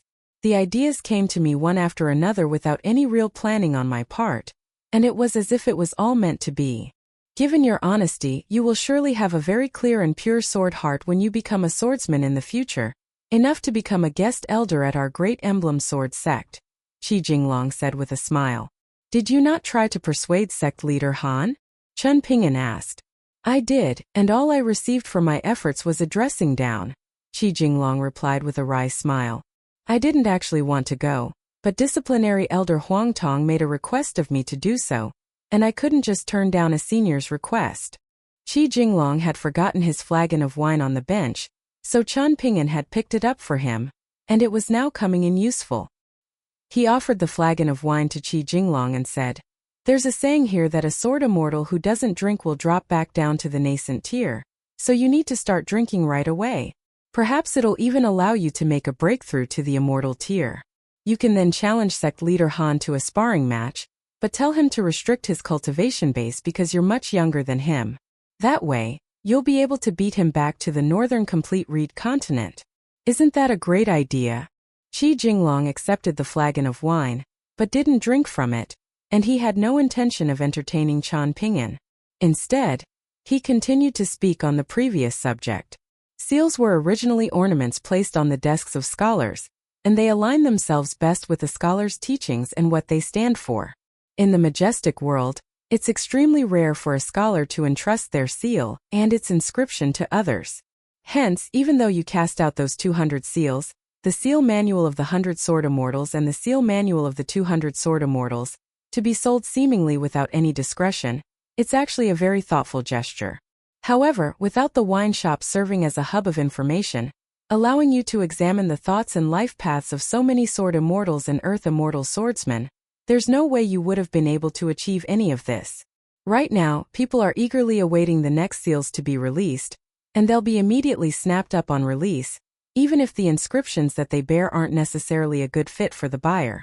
That's because everyone knows that the seals sold in the silk shop are quite cheap to begin with, and if one were to purchase 10 seals, then they could easily resell them for a profit. Hence, when you made the first seal manual of the 200 sword immortals, you were actually concerned that this was only going to be a small deal on the sword chi Great Wall, and that as soon as you released the third batch of seals, you would flood the market to create an excessive supply, perhaps even negatively impacting the value of the previous seals that you've already released. This is why you decided to change tack, and instead of pledging yourself to engraving the next 100 seals, you switched to selling folding fans instead, and you've been a lot more casual and arbitrary with the text that you've decided to inscribe upon these fans. In doing so, you've created something similar to slightly inferior forgeries. Not only do folding fans appeal to female buyers, but they'll also serve as a point of comparison for those who've previously purchased seals, convincing them that the seals they've purchased were worthy investments. What you've said is all correct, but there's one thing that I have to add, Chen Pingan said. Another reason why I decided to switch to making folding fans was to hide my intentions. Otherwise, if a sword immortal sees through my intentions, they'll think I'm too calculating and develop a negative image of me.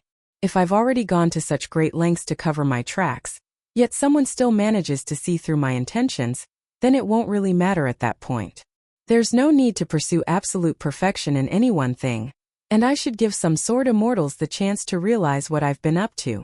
The reason why I don't mind is that for all of the seals and fans that I'm selling, my original intention was never to sell them to that select group of the most wise and introspective sword immortals. Of course, if someone is able to see the truth, yet does not reveal it, and is even willing to accept a seal that catches their eyes despite this, then they will have my utmost respect. If I get the chance, I would apologize to them in person for involving them in my scheme. Your thought process is correct, and you've clearly thought things through very thoroughly, Qi Jinglong remarked with a nod. As expected of someone who has visited my downtrodden mountain, Chen Pingan praised as he gave Qi Jinglong a firm pat on the shoulder. That visit certainly didn't go to waste. That little runt Bai Shou is far too inept in comparison, and I can tell that he barely learned anything. The way that he tried to backtrack earlier was far too stiff and unnatural. He was trying to get me out of trouble with Ningyao, but all he did was dig me into an even deeper hole. In a rare display, Qi Jinglong took a sip of wine unprompted, then cast his gaze in the direction of the wine shop. Not only were there swordsmen and wine in that direction, but there was also Yanqi Alley and Spirit Rhino Alley, among other shoddy alleys, as well as many children who knew nothing of the majestic world, but had grown sick of seeing sword immortals. Qi Jinglong wiped his lips with the back of his hand, then said, "Without at least several dozen years, perhaps over a century of effort, what you're doing now is largely pointless." Chen Pingan was silent for a long while, then replied, "I feel bad if I don't do anything. It's as simple as that. That is the extent of my reasoning behind what I'm doing, and not much thought has gone into it at all." Qi Jinglong raised his flagon of wine, seemingly intending to share a drink with Chen Pingan, but the latter scoffed, "Who do you think I am, some kind of actual deity? I had to pull out all my tricks just to get these 2 flagons of wine. I gave one to you, and Bai Shou took the other one, so I don't have any left." Qi Jinglong lowered the wine flagon and didn't drink from it. "You mentioned earlier that you sent a letter encouraging Pei Qian to come to the Sword Qi Great Wall. What about Chan Wanshu and Zhou Mili?" Qi Jinglong asked. "If you're not permitting them to come as well, did you explain why in your letter? Given Pei Qian's devotion to you, I'm sure you can anticipate that she'll treat your letter like an imperial edict, and she'll be sure to show it off to her 2 friends as well." "Of course I did," Chen Pingan replied with a smile. "This is no laughing matter." "Good," Qi Jinglong approved with a nod. Chen Pingan led Qi Jinglong out of the minute-small world, then said, "Come with me. I want to show you something." At this point, Bai Shou had already made his way down from the dragon-slaying cliff, and had walked quite a few laps around the hill. He felt it would be a great idea to find someone to draw a pair of portraits for him, one of him at the foot of the mountain and the other of him seated in the pergola. Once he returned to the Great Emblem Sword Sect, he would show the portraits to everyone on Graceful Peak, and they would surely be astonished. It seemed that if he truly wanted to build a reputation for himself, then he couldn't rely on Lu Jinglong. Instead, it was much better to turn to Chen Pingan. Bai Shou spotted Chen Pingan and Qi Jinglong as they emerged from the training ground, so he decided to follow them as they made their way to Chen Pingan's residence. Upon seeing the pitiable little residence, a sense of sorrow instantly welled up in Bai Shou's heart, and he lamented, "My heart goes out to you, brother Pingan." Chen Pingan raised a leg, and Bai Shou immediately fled the scene. He felt a little embarrassed by his own cowardly display, so he casually strolled his way into the residence, then sat down on a chair that was already placed under the eaves and pretended like he owned the place. He knew that he had to cherish what little time he had left, given that Pei Qian was very likely going to show up any day now. He could tell that Chen Pingan and Qi Jinglong were discussing important matters rather than fooling around, so he knew that it was best for him to stay away. Chen Pingan let Qi Jinglong into the room with the two tables. On one table were some folding fan frames that were not yet fully polished, as well as many blank, uninscribed fan leaves. There were also quite a few blank seals and some sheets of paper covered in neat, small text, containing drafts of the contents to be inscribed on the seals and fans. On the neighboring table was a map of all of the dragon kills in the Dragon Spring Prefecture. At the moment, there were many places in the Dragon Spring Prefecture that were still shrouded in mystery, such as the Mountain of Porcelain, the Immortal Tomb, and the entrances of the Dragon Kills. Those areas were concealed by cloud and mist, and even the passengers of immortal ships that traveled over the prefecture were unable to see those landmarks in their full glory. Qi Jinglong gently set his wine flagon down onto the table, and as he examined the map, he discovered that the placement of the dragon kills was far from random. Instead, they formed a long curved line, and there was a small circle on the map some distance away from the line. Qi Jinglong pointed at the circle and asked, "Is this the Iron Lock Well?" Chen Pingan nodded in response.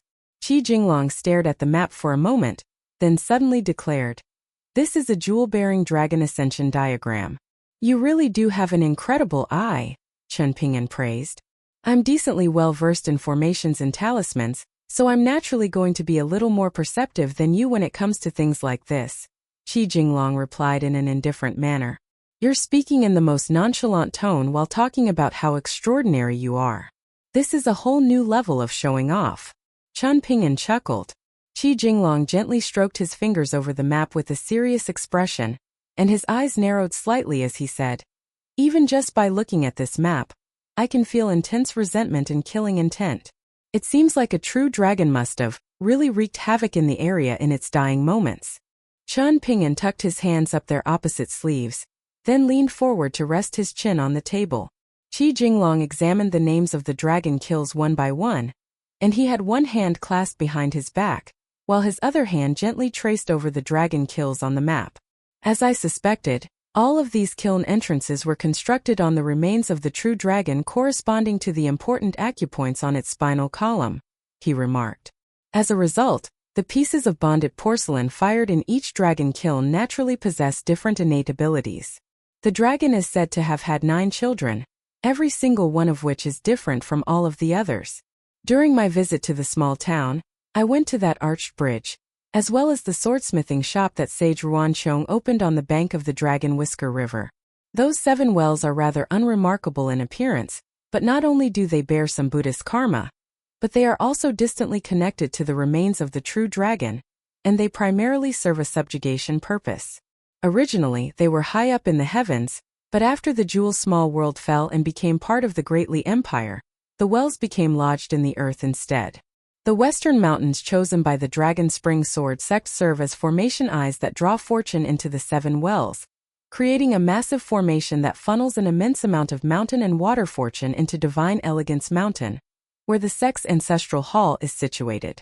The placement of many of these dragon kills actually goes against conventional wisdom, yet somehow all of the prior setup has allowed it to work, and it really is an extraordinary feat. For example, if we go by the principles championed by the naturalists of the majestic world, this prosperous scholar kiln should be moved down by half an inch on the map, or the neighboring thriving martial kiln should be moved an inch to the right.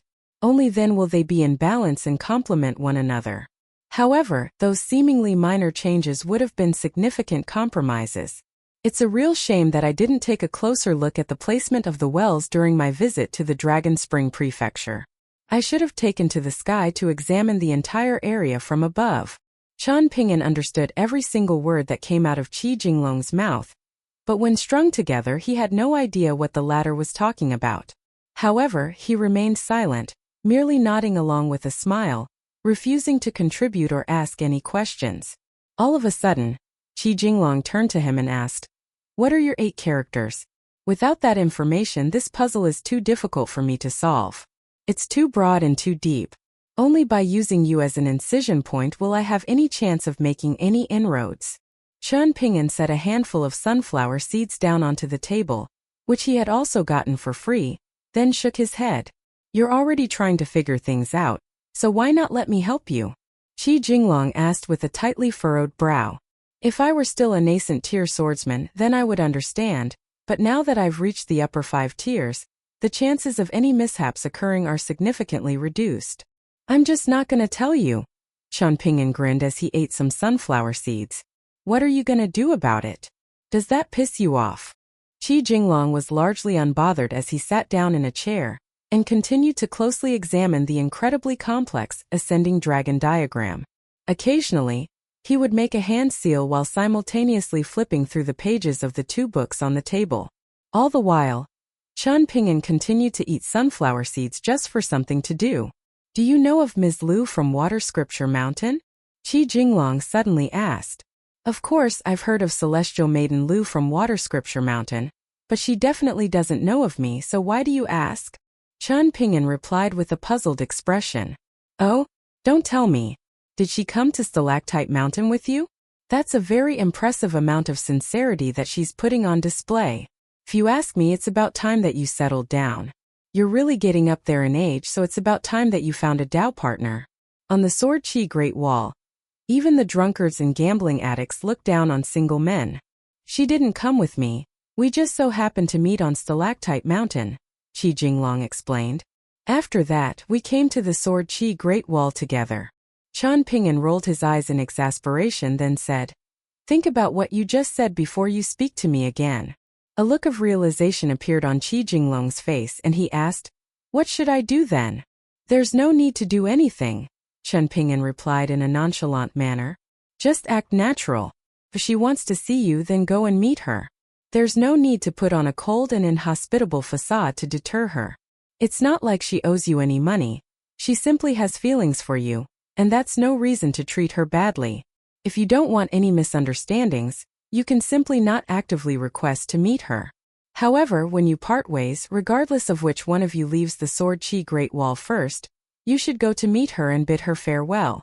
You don't have anyone that you like at the moment anyway, so you can be more carefree and at ease.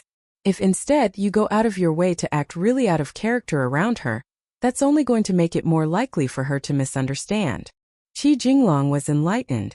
Chen Pingan made his way to the neighboring table and began carefully considering what he was going to write on the blank fan leaf. After some contemplation, he wrote, For a love-struck young maiden, a dashing young prince is akin to a refreshing breeze in the summer heat. It was a rather effeminate piece of prose, and there was certainly nothing sophisticated or profound about it. These fans were going to be sold in the silk shop, so he had to cater to his target demographic. He could put a great deal of thought into these inscriptions and make them very deep and thought-provoking, but that would hardly be appealing at all to the women visiting the silk shop, and the fans could end up having no takers. Qi Jinglong looked down at the inscription on the fan with a speechless expression. He really wanted to take back most of the praise that he had given to Chen Pingan earlier. He had been a traveling salesman throughout the entire course of his journey across the northern complete reed continent, and even now, he was still clearly constantly thinking about how to make money. Even while working hard in your mental cultivation, you still haven't forgotten your roots as a traveling salesman, Qi Jinglong remarked with a smile. You really are always looking to profit wherever you go. Quit trying to mock me, Chen Pingan said with a nonchalant grin. Let's make a bet. I bet you that Celestial Maiden Lu is going to gift you one of the seals or fans inscribed by me. What do you say? I gotta go, Qi Jinglong said as he rose to his feet, refusing to entertain Chen Pingan's proposal. I have to go to the top of the city walls to instruct the disciples of our great emblem sword sect in swordsmanship. Chen Pingan didn't try to keep him. As they stepped out of the room together, they discovered that Bai Shou was still sitting on the chair outside, and he raised the wine flagon in his hand upon catching sight of Chen Pingan. If you're still around when Pei Qian gets here, I'll make sure to tell her to go easy on you, Chen Pingan said with a smile. You don't have to do that. Bai Shou scoffed. It's not like I actually can't beat her in a fight. I just can't bring myself to go all out against her because she's a girl, she's really young, and she only recently started training martial arts. Even if I beat her, there's no glory to be had, and that's why I don't want to fight her again. I'm going to give you one chance to reconsider. Then tell me what you really want to say, Chen Pingan said with a sneer. Bai Shou immediately stood up and made his way to Chen Pingan's side, then offered up the flagon of wine with both hands as he implored. Please convince Pei Qian not to challenge me to any further battles. It's only going to harm our relationship. Chen Pingan took the flagon from Bai Shou, then slapped him on the head and reprimanded. Regardless of whether you're in the armory or elsewhere in the city, make sure you talk less and cultivate more. That mouth of yours is going to get you into trouble around these parts if you're not careful. Put a little more respect on my name, Chen Pingan. Bai Shou snapped in an enraged voice. Who are you to talk down to me like you're my senior?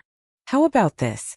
I'll accept you as a sworn brother of mine if you dare to refer to me as your brother in front of Pei Qian once she gets here. Chen Pingan proposed with a smile. Bai Shou weighed up his options for a moment then decided. We can continue to be brothers after Pei Qian is gone.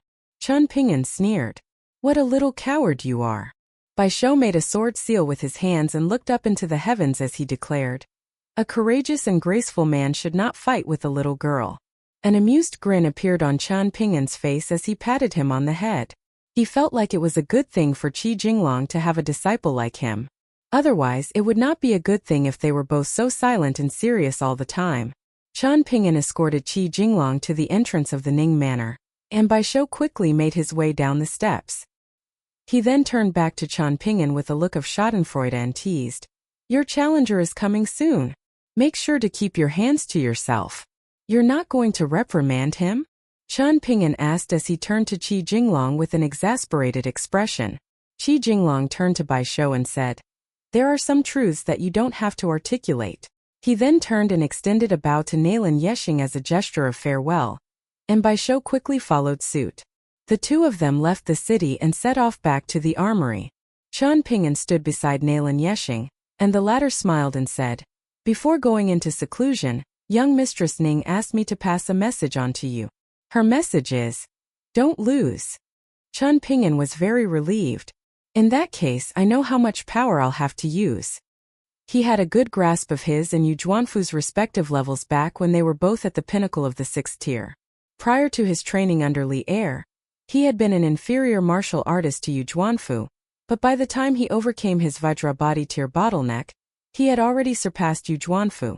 Setting aside Chao Ci, whom Chen Pingan had been chasing after this entire time, he didn't want to lose to any other martial artist of the same cultivation base, nor could he afford to allow himself to lose.